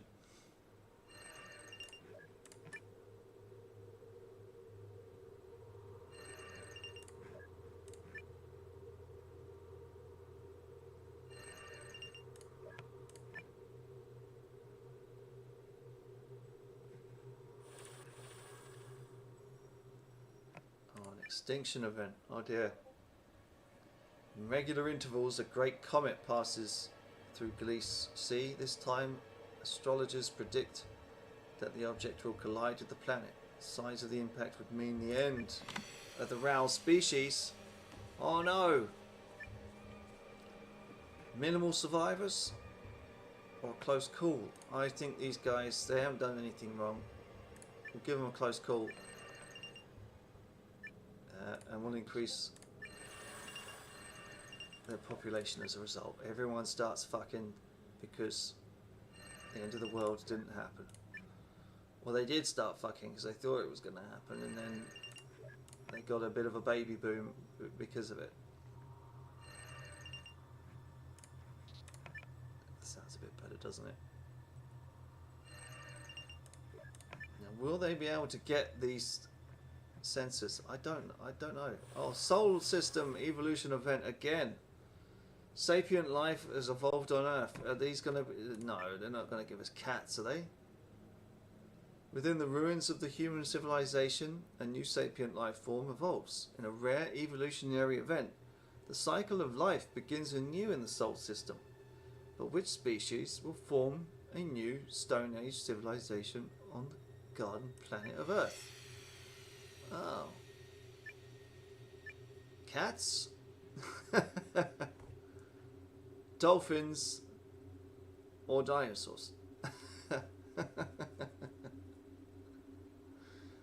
Well, I think it's going to have to be cats. Well, I'm just going to nip to the loo, fill up my whiskey, and then we'll see what we can do with these cats.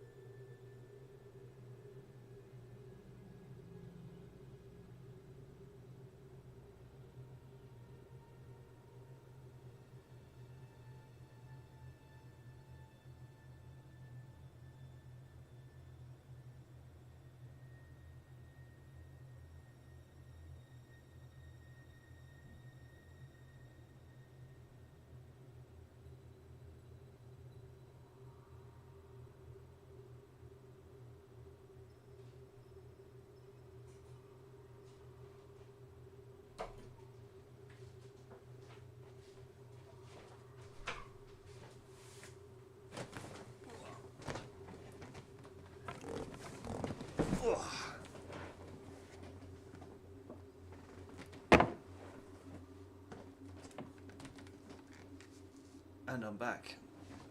Alright, we're going to do cats. A second chance of life. Feline prowls of Earth. Yeah, we've all seen Love, Death and Robots. We know what happens when the cats take over. What the fuck is this? Injustice in the Tau Ceti system. The penal system on Tau Ceti 3 has allowed prisoners to work and earn wages while they are incarcerated. Unfortunately, much of this work is mandatory and compensation is meagre, allowing industries and government agencies to effectively hire convicts as slave labour. Well, that just won't do, will it?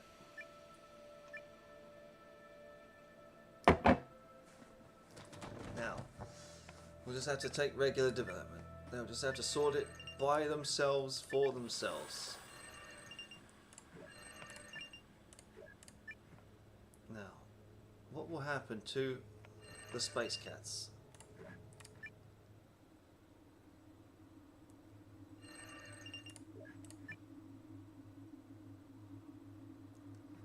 1, 2, 3, 4, 5. Technically we have 6, but five races.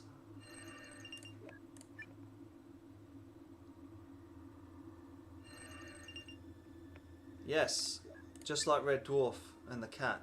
Yeah, thanks for thanks for reminding me. Right. Okay, the Virulent have now reached the Cyber Age. After all the setbacks that they've had.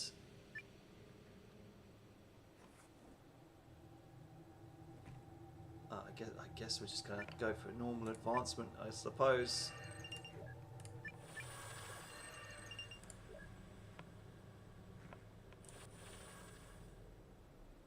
Oh, a great war threatens the seaweed, guys. International political struggles and the major power block of Virgo lead to massive purges. Countless leaders and officers are imprisoned, killed, or intimidated. Military resistance and political revolts bleed into open warfare. Oh dear.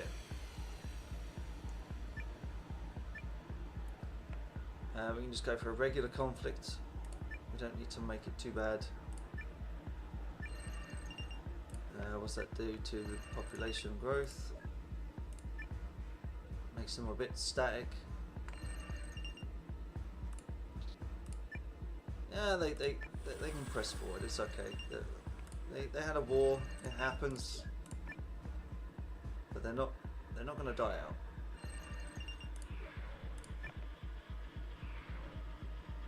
Oh, it's been ages since I watched Red Dwarf. I don't even think I watched the last series of Red Dwarf. You know. Yeah, the one that they did. What?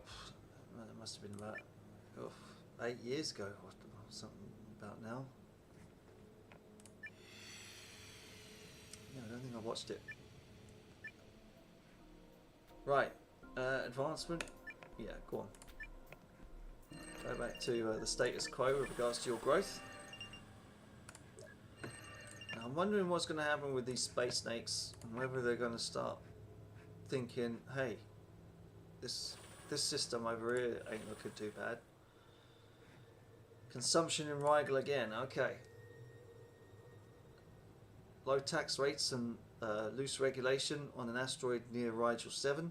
Spawn an off-planet tax haven. As word spreads about this profitable opportunity, wealthy individuals and businesses rush in to set up their investments on the asteroid belt, and it is filled with annoying ships, yada yada yada. A secretive financial services industry develops alongside increased fuel consumption and population. Okay, what's going to happen? Is it going to crash and burn? Or what are we going to do? Oh, okay, so this is in the colony system.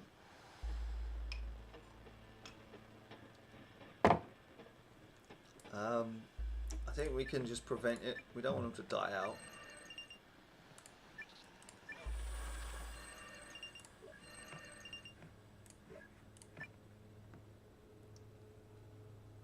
Now, if we were fast, could we go boom, boom? No, one at a time.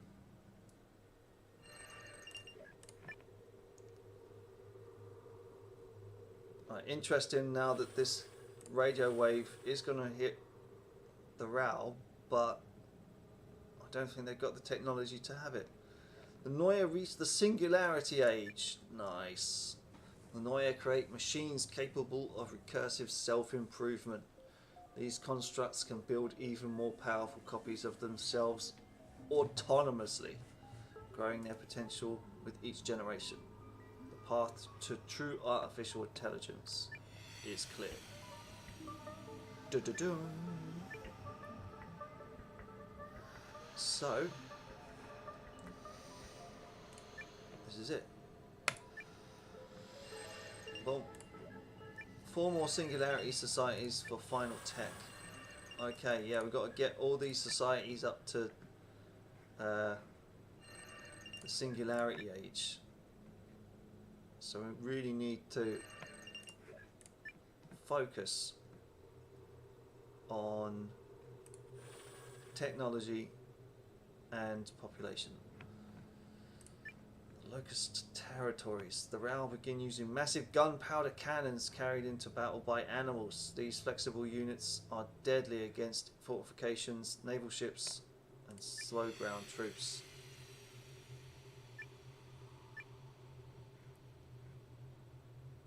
Well, absolute power it is. And we'll give you a population growth. There we go. And more resources.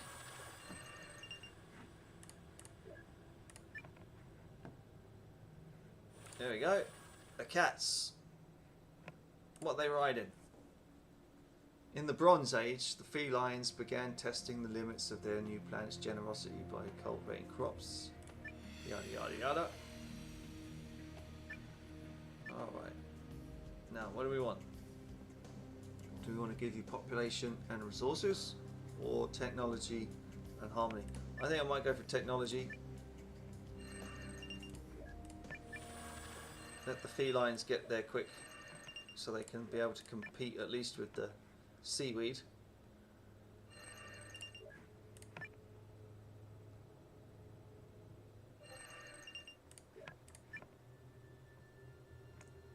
Annoying circuits. Oh my goodness. Now I'm wondering if these Noyan trader factions are going to count as a synthesis civilization when they get there. Okay, Tau Ceti is now building spaceships. The cybernetics of the Tau Ceti perfected the construction of nuclear reactors. These engines are needed for a possible journey to the Cirrus system. The Virulent start to train cybernetic soldiers, construct autonomous drones for the mission, and develop advanced neurocomputer systems. Oh my goodness, they're branching out too. Oh, we can't even do an epic project. Well, regular development it is. Godspeed.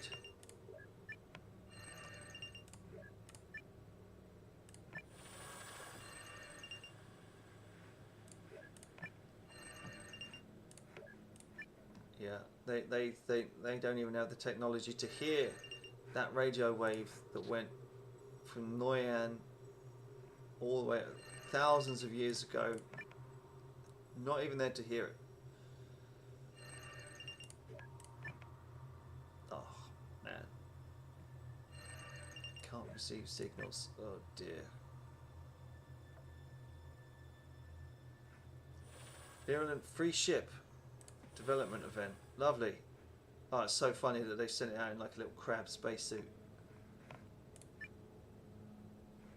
Assembling scores of Virulent into one harmonic planned society where everyone works together has had a remarkable effects on the ethics of the ship dwellers.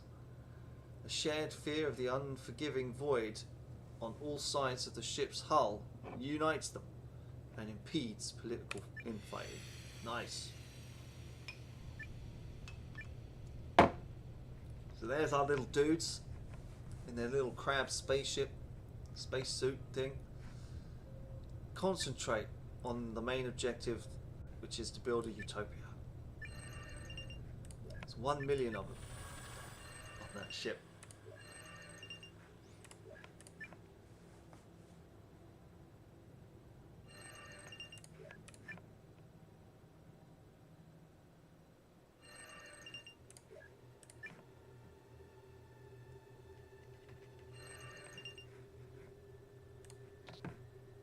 Conflict between the two major Rao territories is settled peacefully. Nice. Yeah, because these poor buggers. Okay, how's this seaweed doing? Depopulation. We don't want depopulation. Quasis share media and with the primary purpose of sexual arousal on their global computer network. Online pornography. Okay. Some fear that the immediacy of access to sexual stimulus could lead to addiction, cultural deprivation, and social seclusion. But is this the only possible outcome? Question mark.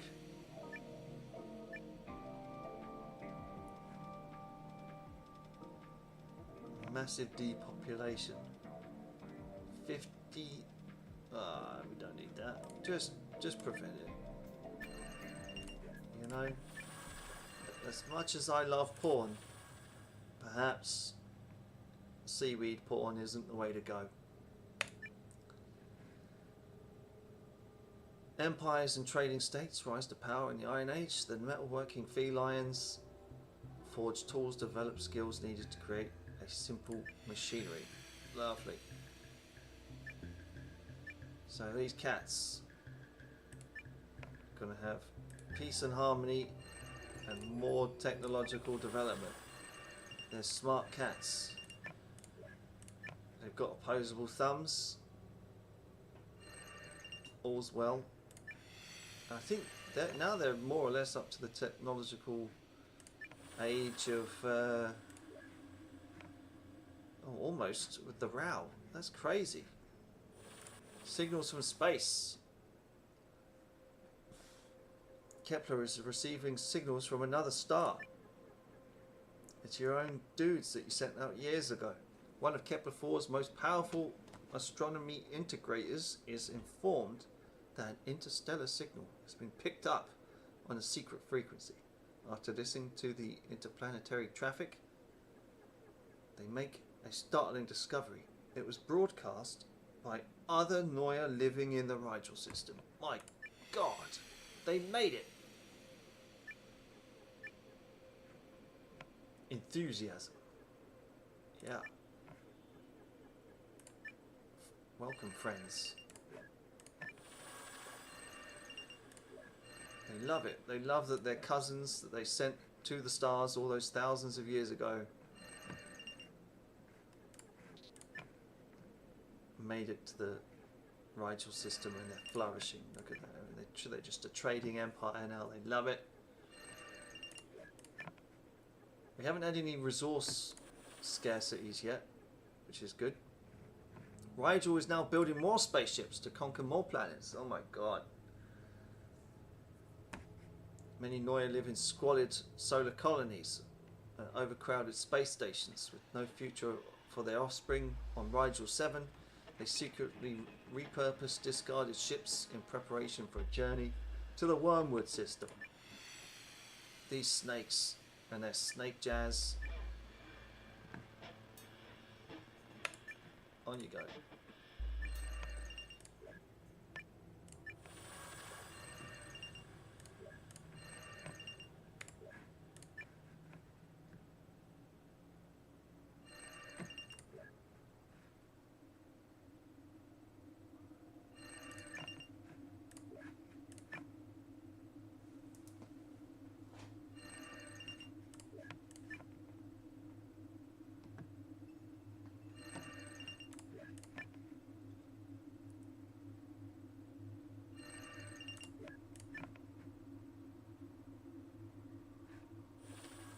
An outcast vessel, alright. Neue knowledge. The outcast crew makes periodical entries about their daily routine and their mission into the refitted transporter's optical computer systems. Some officers start sharing their log entries with other members of the outcast crew. A curious audience forms discussing the operations and scientific findings of the Neue outcast vessel.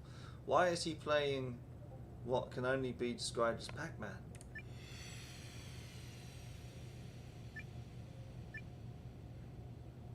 Regular development? Sure.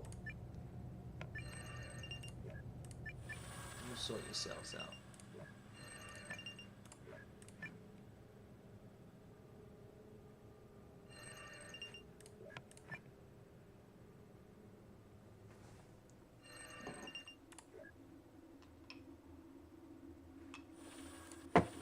Now, the virulent. Here we go. I think they're just going to have a normal development themselves, aren't they? Yeah, troubled development. Damn, didn't even save enough for them to have a decent shot at it. That sucks. Virulent military outpost. Military? These guys are peaceful.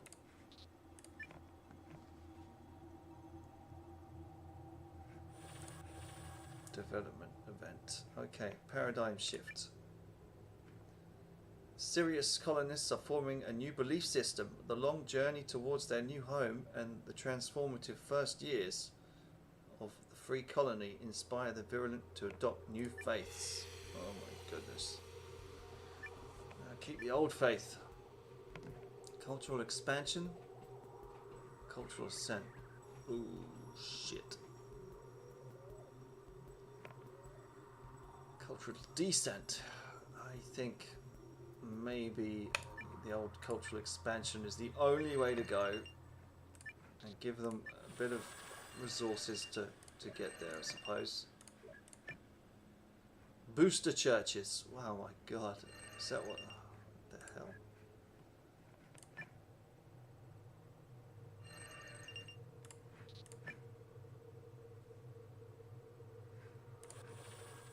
New technological age for the old felines. Now, if you've ever seen the Midnight Gospel, there is nothing better than a cat pirate. Okay, let's make them a utopia. And pretty damn quick with the technological advancement as well.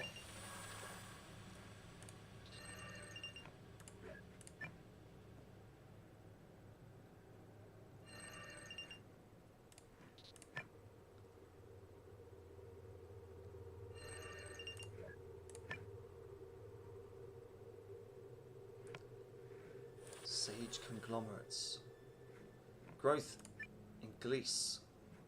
Troubled by the round mortality rate, major religious leaders introduced a new doctrine that declares procreation a holy act and condemns any kind of contraception and non-reproductive sexual activity. Right. Civilization pillar, I suppose. Breed like mad. Go for it. And again, take all your resources and do it. Oh, now they're in the cyber age. Holy shit. We haven't been paying much attention to the old seaweed. They've just been getting on quiet in their own corner of the galaxy, just getting on with it. Saying, yeah man, just floating around in the sea, what are you going to do? Iron circuits, there we go. Superluminal age.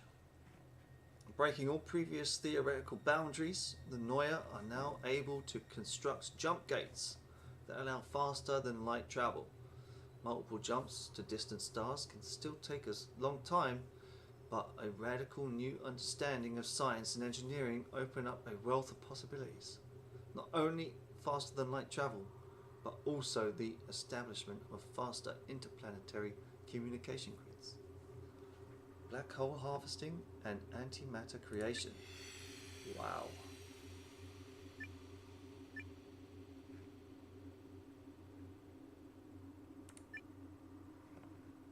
Boom.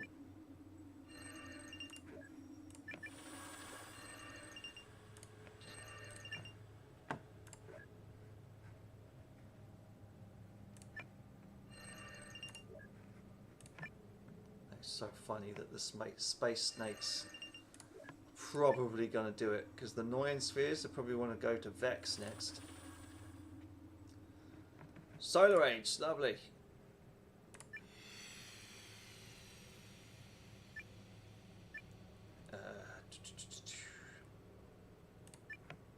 Yeah, gonna have to get those resources. 20% in population. I think that's. Oh, I just clicked the damn minus sign on that technology. Power in Rigel. What's going on here? To keep the peace and order around the many mining bases and space stations, the planetary settlements of Rigel. So, hang on, let me read that again. To keep peace and order around the many mining bases, space stations and planetary settlements on Rigel, the Noyan trading factions create an interplanetary navy of spaceships. They secure the solar frontier and guard against potential intruders. Alright.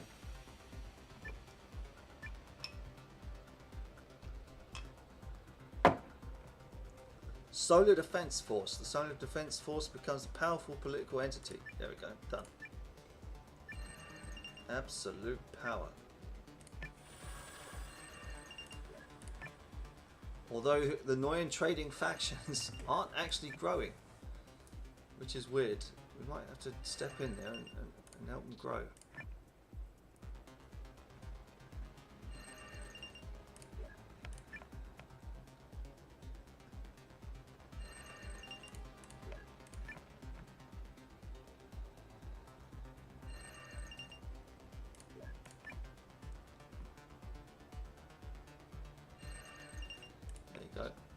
New life is created aboard the Noyan Outcast vessel. Oh no. Noyan Outcast vessel have arrived at the Wormwood system. Yada yada yada. And we have a perfect success.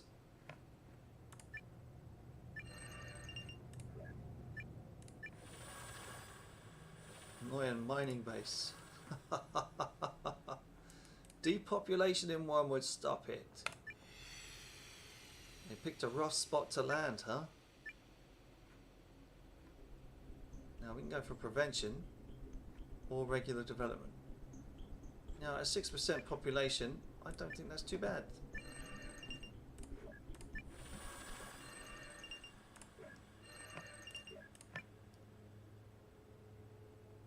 It's more of an increase than the trading factions are going to get, that's for sure.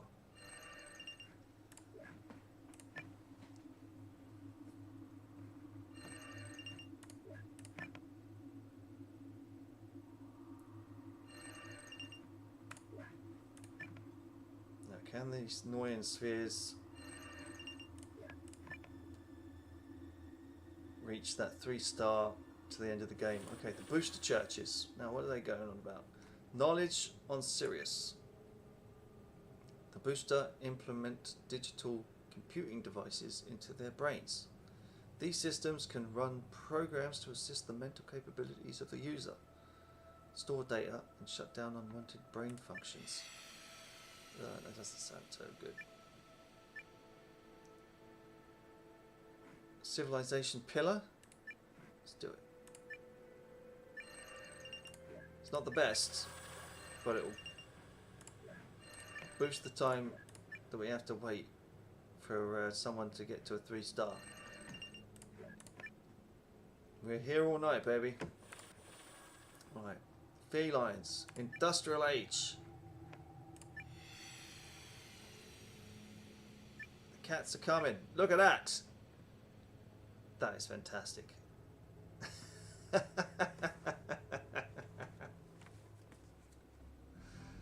going to just send that to... Actually, it's 1:45 already. We've done it.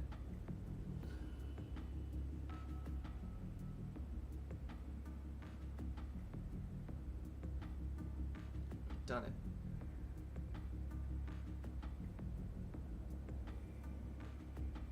Cats in space.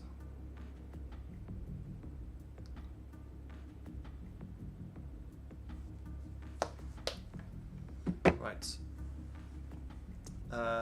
Normal advancement? I would hope so, but yeah, get some more cats in the universe. We don't want. I'll go for the question mark, I suppose. Okay, advancements in architecture for the old RAW. That's nice. Signals from space. Kepler is receiving signals from another star. On the farthest edge of the influence sphere of the Noyan spheres, one lonely small outpost, mostly manned by automated synthetics, is used to refuel ships after a hyperjump. Nothing ever happens here in the middle of nowhere until the skeleton crew of the Noyan personnel suddenly receives a very weak signal originating from the Tau Ceti system. Oh dear. What are we going to do? What are we going to do? Ignorance? Oh no. Or hostility? I think maybe not doing hostility. Let's just live in ignorance. Refueling jump ships is a lot of work, and before the crew ever comes to the point of looking at the weird data they found from the Tau Ceti, the sphere controlling the deep space station shuts it down because they are focused on other hyper jump vectors now. Yeah, live in ignorance. Don't worry about it.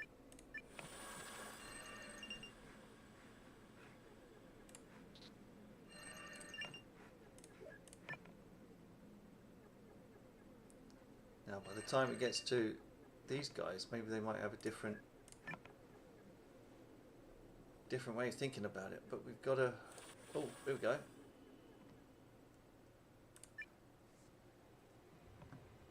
A massive planet-wide sandstorm begins to churn the surface of Gliese Sea, blotting out the sun and wreaking havoc across the land.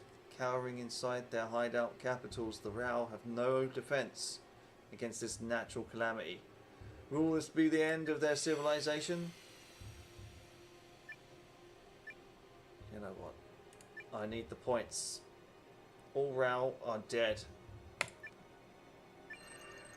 was a good run, but they're gone.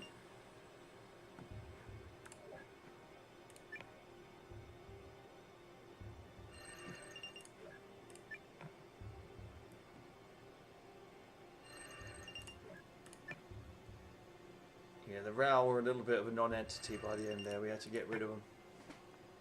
They might come back. A resource crisis at the booster churches. Oh, jeez. How are we going to save them? Planetary resource fields are becoming scarce in the Sirius system. The effects of ecclesial exploitation brought the booster civilization to the breaking point. While they are dealing with the resource scarcity, will the churches find a way to prevent the complete exhaustion of their environment, or will they turn against one another? Well, what are we going to do? Crisis or precaution? Booster churches prepare for a future without resource. Will their ministers preserve the environment of Sirius or deny their people access to essential resources? Chance for decline 3% because of the ethics. Or just a normal crisis. Chance of hostilities 4% booster. Okay. Or war. Now we can just go for a normal crisis. Eventually, oh, migration. The infrastructure of booster society is falling apart because the planetary resource fields are becoming scarce. Many technological advancements are not suitable or sustainable anymore. Research laboratories are left behind, and the people of Sirius are trading knowledge for survival. Oh, strong migration.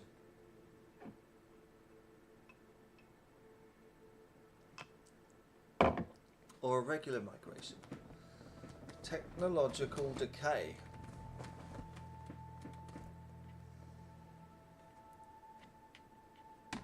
Huh. Now we can give them technological decay, or we can just have a strong migration. Cortex scientists are now busy keeping Booster Society from falling apart with the little resources that they have left. The next generations will be more capable of living with scarcity, but a lot of technological advancements will be lost. That sucks. Regular migration then it is, because that is the lesser of the evils. Should have gave them a resource boost there, but what are you going to do?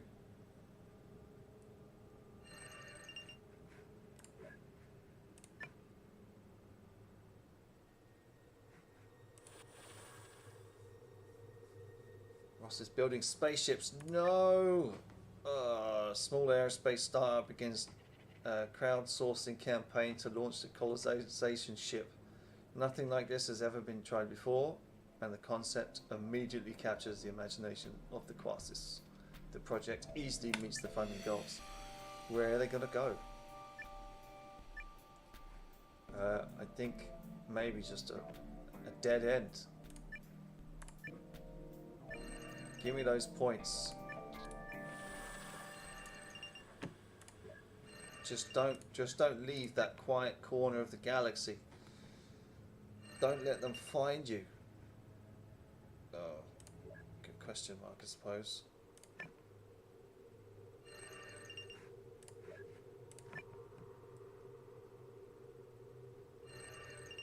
Now, will the feline nations pick up the radio waves? Or no? That is the question. I don't think they will. They can't receive signals yet.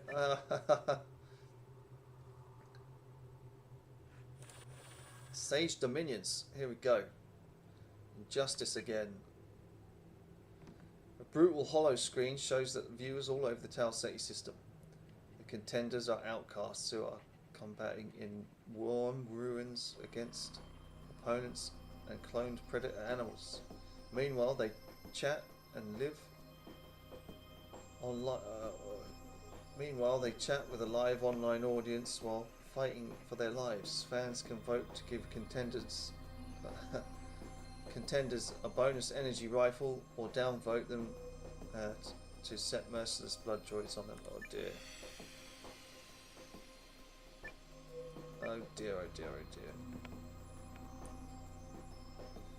Well, I'm gonna have to prevent that. That's no good.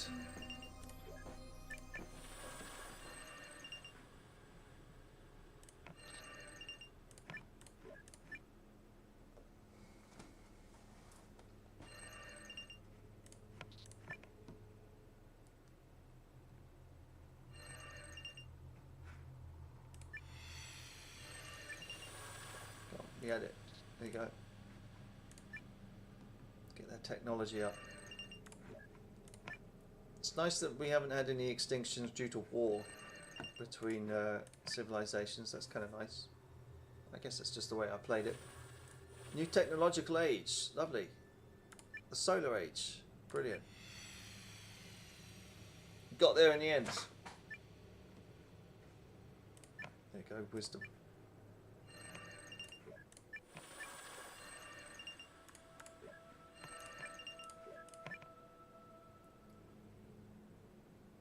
Who's going to get there first? Development event. Growth in Rigel. Lovely. It's sophisticated space stations and planetary bases, which spurs a civilization rush in the Rigel system. Many Noya hope to find new homes on neighboring planets and asteroids. What's going to happen? Regular development. Or civilization, just regular development, please. Make it less of a dystopia. Can we do that? Still trading factions.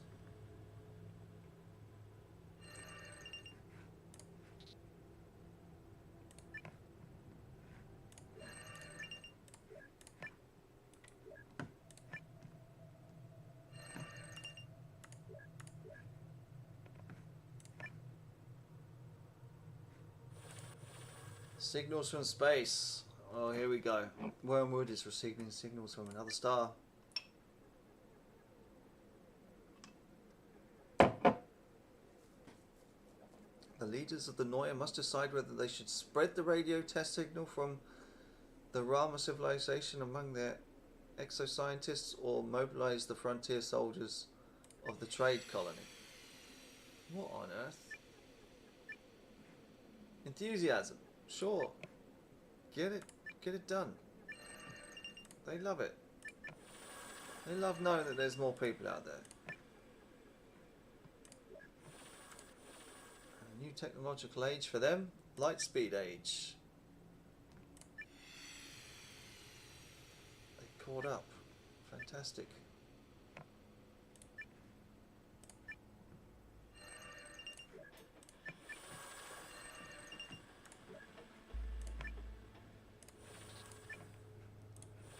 development event. Nice. Ah, the Great War. No, we have to save these guys from the Great War, surely. Just a regular development then, I suppose. Surely we can.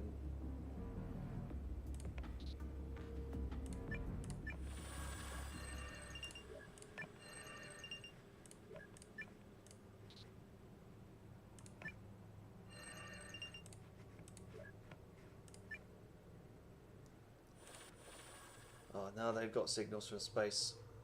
Signals from another star. What are we going to do? Live in ignorance?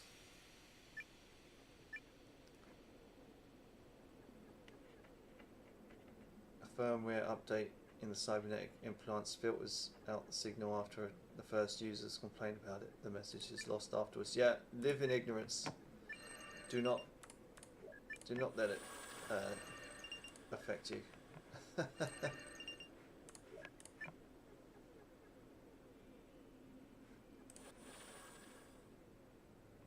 They're in the solar age. Oh my goodness, they're going to want to start exploring soon now, aren't they? Wisdom it is. And now they've grown legs and spacesuits of their own, and they're going to want to explore. Settler factions. That's what it's called now, is it? Booster communities rather than a church. Paradigm shift. The wealthy on Kepler 4 have become effectively immortal by using their immense riches to purchase advanced cybernetics, clone body swaps, and cerebral backups. With lifetimes of assets and a network of elites maintaining the status quo, it has almost become impossible for Neuer in the lower class to catch up. Well. Cultural ascent. Boom.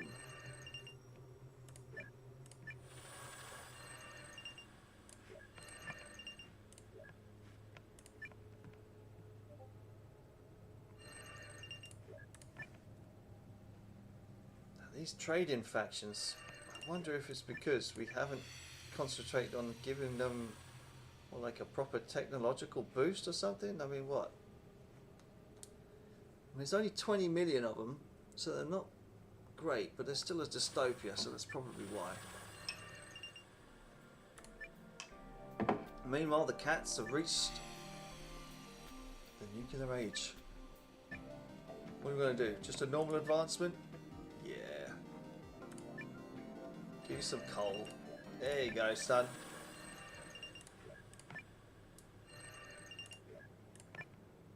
Like the cats.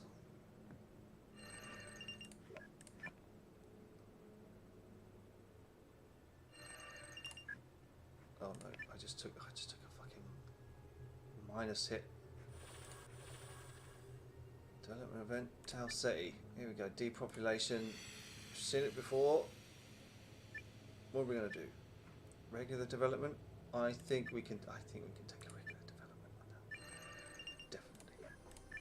We don't need such immense growth. Buy a few thousand years of resources.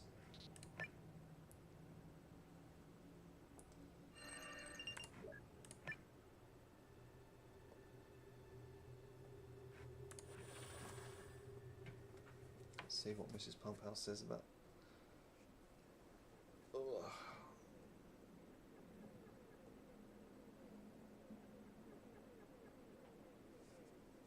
There we go. Rigel is receiving signals from another star. Robotic servants of the sophisticated sensor systems pick up a test signal from the Rama civilization. They treat it as description, like any task given by their Noyan masters, and are able to interpret the message. Oh. Okay. Enthusiasm? There you go. Perfect.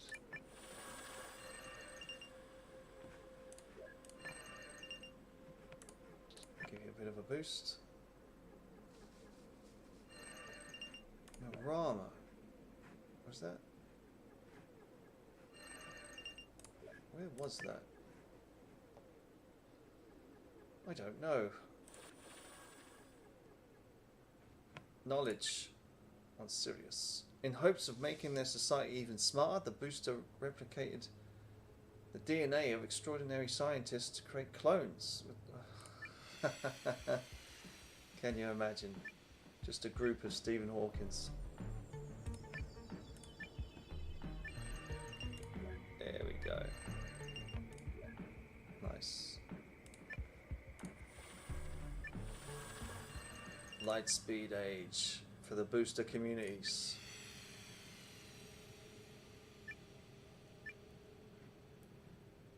Wisdom it is. There you go. Well done.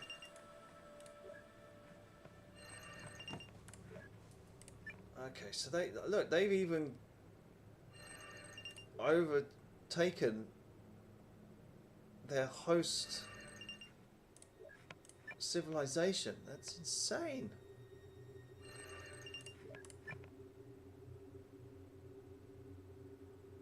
Same with the settler factions, actually.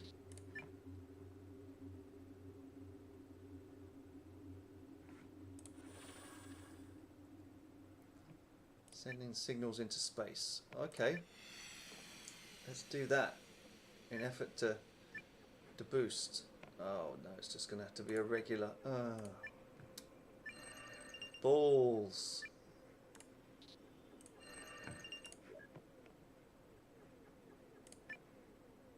Well, at least they're just going to get them to catch up, I guess.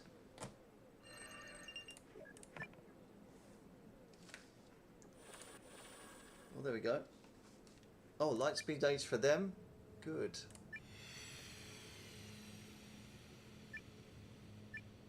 Wisdom.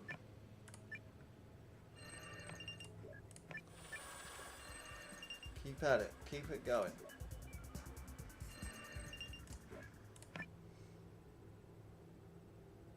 Balance in the galaxy.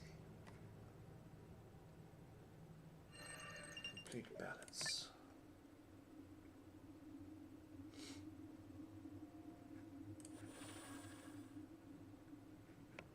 Oh, they're going to build more spaceships. Where are they going? Antimatter astronomers have developed a trans-light engine that allows ships to enter the hyper-compressed multi-dimensional space separate from their own reality called slip space. The stress of entering and exiting is so excessive that only gargantuan ships can make the jump.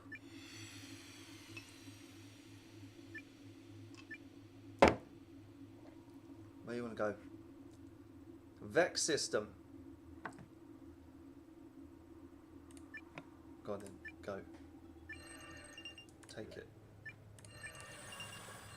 There they go. Yeah, that'll get them there pretty quick. So the space snakes, quite unwittingly, I want to say, belt wars reduced their population. Oh, I should have took that. The booster alliances. Okay, singularity age. Nice.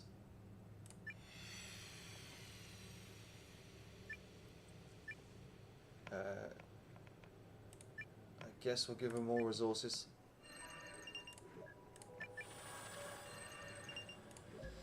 Although I think they're going to suffer another extinction event before long. And the settler factions get to a singularity age as well. What's that going to give us? Wisdom. Yes.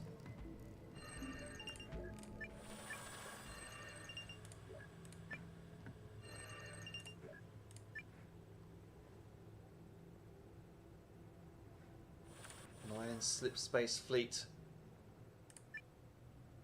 What's going on? The Noya of the slip space fleet raised new offspring during their course towards the Vex system.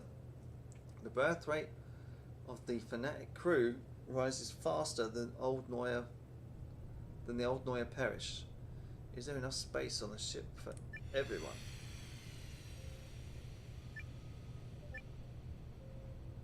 Just a regular development, please. We could have gone... Oh no, maybe we should have... Maybe we should have just taken the plus 20. And controlled birth rates. Oh well.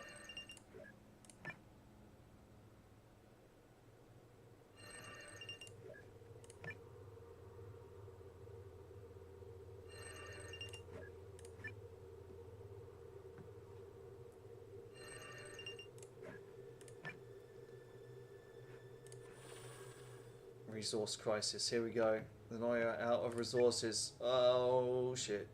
The Noya have done the unthinkable and used up all of their available resources storage of the Noyan ship space fleet. It is no longer possible to provide for the living quarters of their ship, and the fanatic crew will soon fall apart. They may need to dismantle crucial systems to survive the crisis. Da da da. Collapse or complete extinction. Well, it's just going to have to be collapse, isn't it? What happens? Noyan carnage. Wars in the ship. Resource storage are fully exhausted, and the fanatic crew take up their disruption rifles to fight each other whilst the space fleet crumbles. As exosuit soldiers shoot each other and the Noyan living quarters drown in blood, it is obvious that everybody on this ship will die. Will the slip space fleet itself recover from this final bloodshed? Awful. Regular development. All Noyan lives are lost.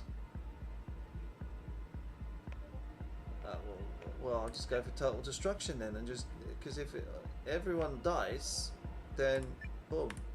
Slip space fleets are not the one, it would seem. Sad but true. Collect a flare.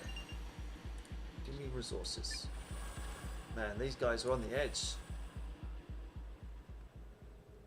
And, running out of resources. Planetary resource fields are becoming scarce in Rigel. Yep, we know.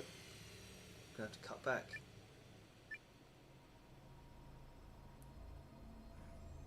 Precaution. There we go. Chance of decline 57%. Chance of hostilities. It's gonna have to be precautions then, isn't it? A decline in Rigel. To deal with the scarcity of resources, the Noyan trading factions start denying many of their people access to essential resources.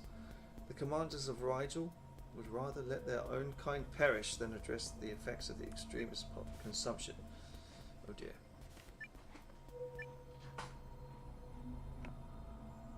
Total decline.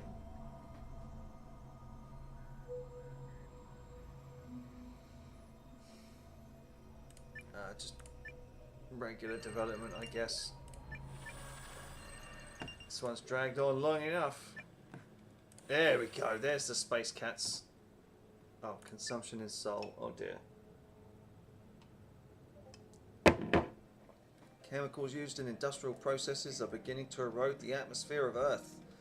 Layers are so thin in some regions that holes are forming, allowing large amounts of UV radiation to reach the surface of the planet. Felines, plants and animals in these areas are all at risk.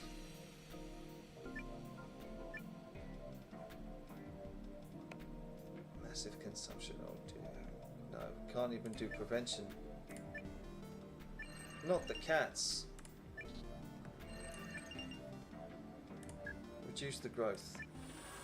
There we go. If we reduce population growth, the cats might live. Light speed age, nice. They had such a terrible time, they had to do light speed. And we'll go for wisdom.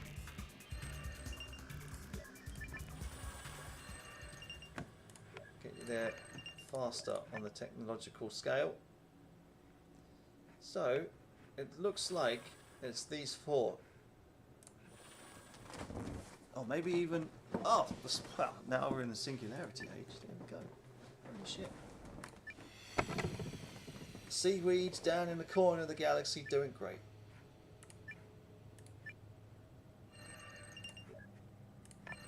But again, it's that trade-off between resources and actually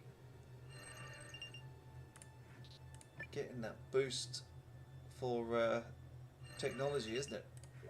But yeah, we do want to see the end of the game tonight. I'll go to bed happy then. Here we go, the Sage Dominions. Here we go, building spaceships where they want to go. They want to go to the Gillette system. Do it, mate. Do it. Just a regular development. I think actually now we can do a dead end and see what comes up in those tunnels in Gliese.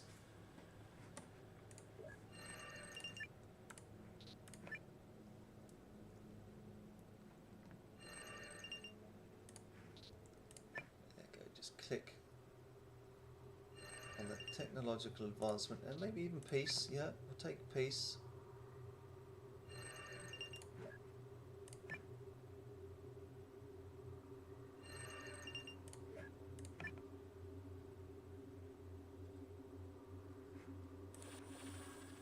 Set the clouds. Superluminal age. There we go. Nice. We'll take it. Oh, I can't even take wisdom. Power. Powerful antimatter weapons are developed. It is now possible to create orbital battle stations that can vaporize the atmosphere of an entire planet. I think we'll have to take power.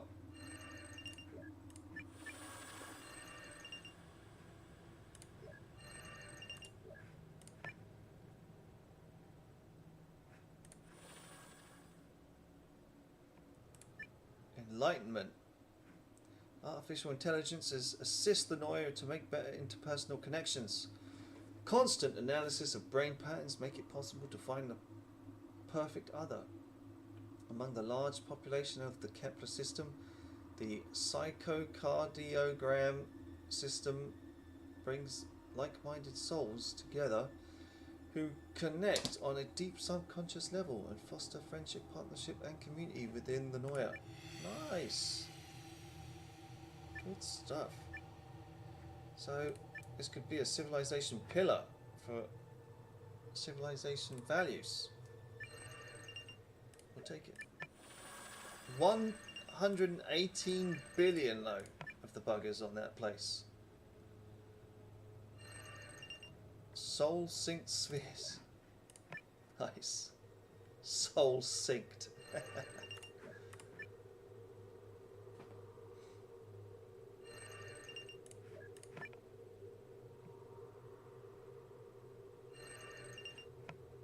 Oh no. Why did I take that one? Don't want less resources. That would suck. Ooh. Superluminal age, lovely. How many years have we got? 744 years, I guess. Oh, I guess we'll just have to go for advancement.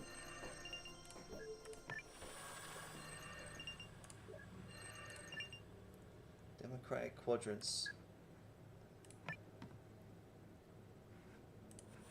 Development event in the booster circuits. Decades of deep space observation have allowed the Cortex programmers of the Cirrus system to construct a very efficient network technology based on dark photon particles. The efficiency of the sacred habitats, androids, and artificial intelligence networks could benefit greatly from this discovery. Holy moly.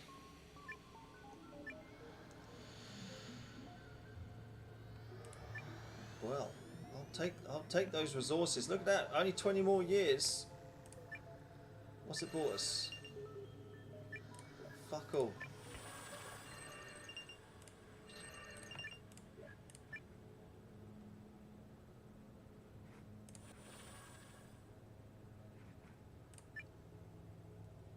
Okay, we're getting there. We're getting there.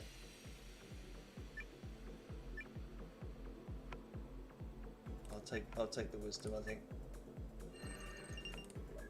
But something's gonna crash.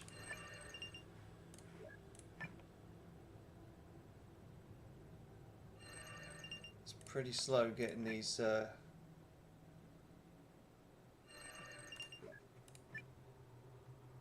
3 stars, I must admit.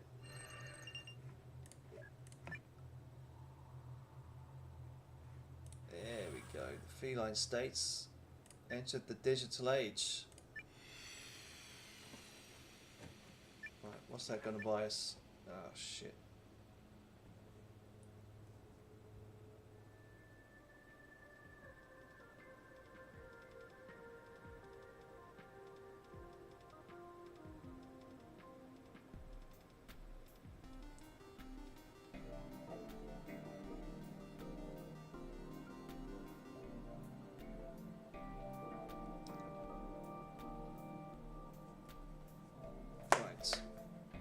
Quick test to Mrs. Pumphouse, and then okay, yeah, okay. Radioactive deposits.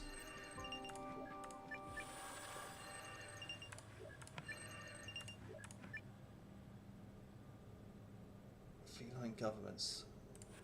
Trading alliances. There we go. Paradigm shift. Passion for extreme genetic modifications emerges. Additional limbs, gills, tentacles, sex organs, and more are all possible. Standards of beauty and the definition of what it means to be annoying dramatically changes. Wow. What have we done? We can have cultural descent.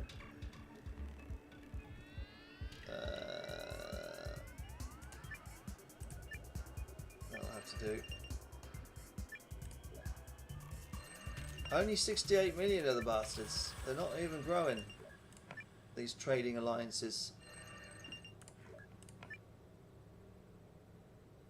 Interesting.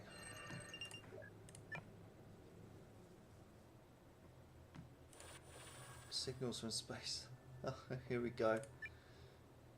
Yeah, one of Rigel 7's most powerful delegates is informed that an interstellar signal has been picked up on a secret frequency. After listening to the engine test signal, they make a startling discovery. It was broadcast by other Noia living in the Willman system. Here we go. What are they going to choose to do? Enthusiasm. There we go. Fantastic.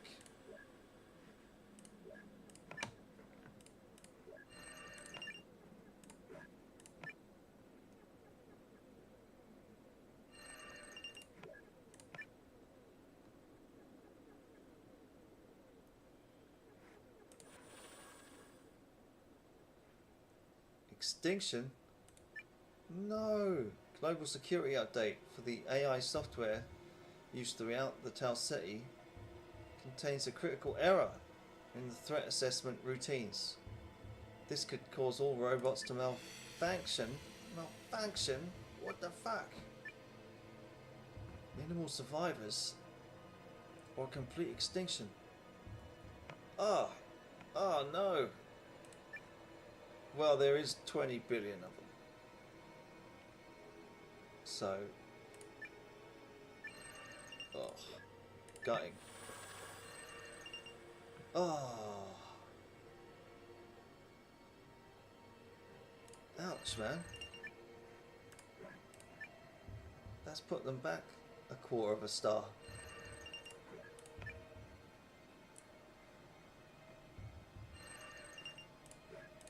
Oh, that's not good.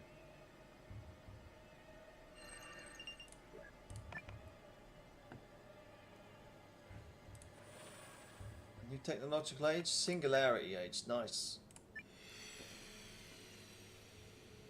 Now what are we going to do here?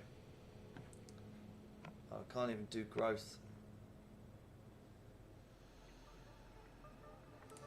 Just going to do power. that made them? Trading shrouds.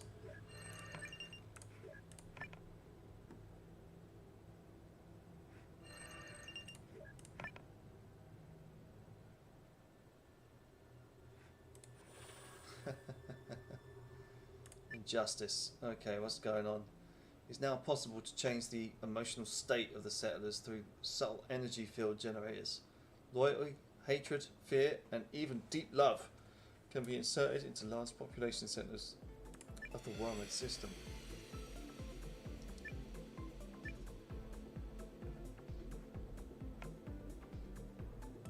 Just a regular development then, I guess.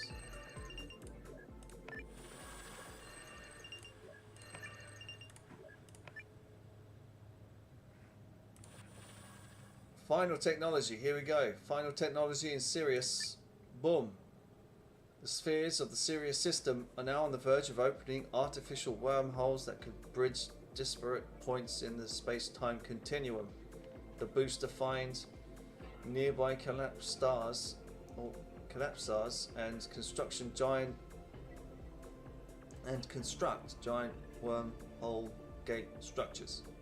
But they need other superluminal civilizations to notice and do the same with collapsed stars near their own systems.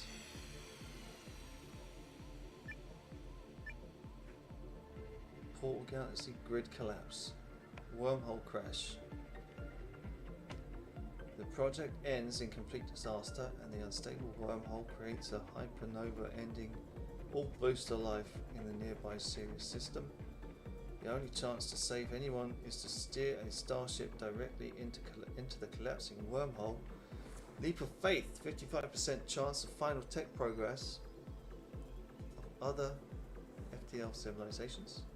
Grid collapse. The collapsar gates become unstable and need to be demolished. The loss of the wormhole grid will fry the galactic hypercomputer network and drag all superluminal civilizations into scientific ruin. Before the last gate collapses, there is still a small window to use it, or a portal galaxy. The Sirius system is surrounded by wormholes with the power to connect all known civilizations. The collapsar can bring the entire galaxy together. Let's do that. Boom. Our story ends here with galactic abundance due to our little dudes that we started with at first. Yeah, nice. The booster spheres opens up limitless travel to every corner of the galaxy. Access to countless terraformable planets brings an end to intergalactic competition and xenophobia, allowing everyone to jump into a system to build their own perfect world. Boom! Love it! That was good.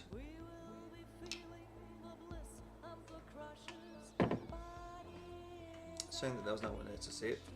But, if you do watch it at any point, ending score. Positive ending. Galactic Gardener, your work here is done. With your care and dedication, the galaxy blossomed and became a place of wonders and life. Ending score plus 1,000, total score plus 1,000 with the positive ending. Species survived, 4 out of 6. Well, I can take that because you only gave me, well, 5.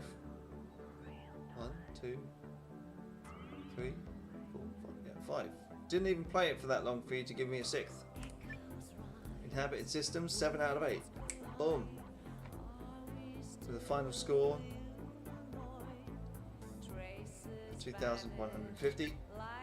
Signals received 1. Alright. Thank you for playing. My total high score is 2,180. So maybe we'll come back in a week or two and see if we can beat the high score. Thank you very much for watching. I've been Dave Pumphouse. I'm going to go to bed and we'll see you on the next one.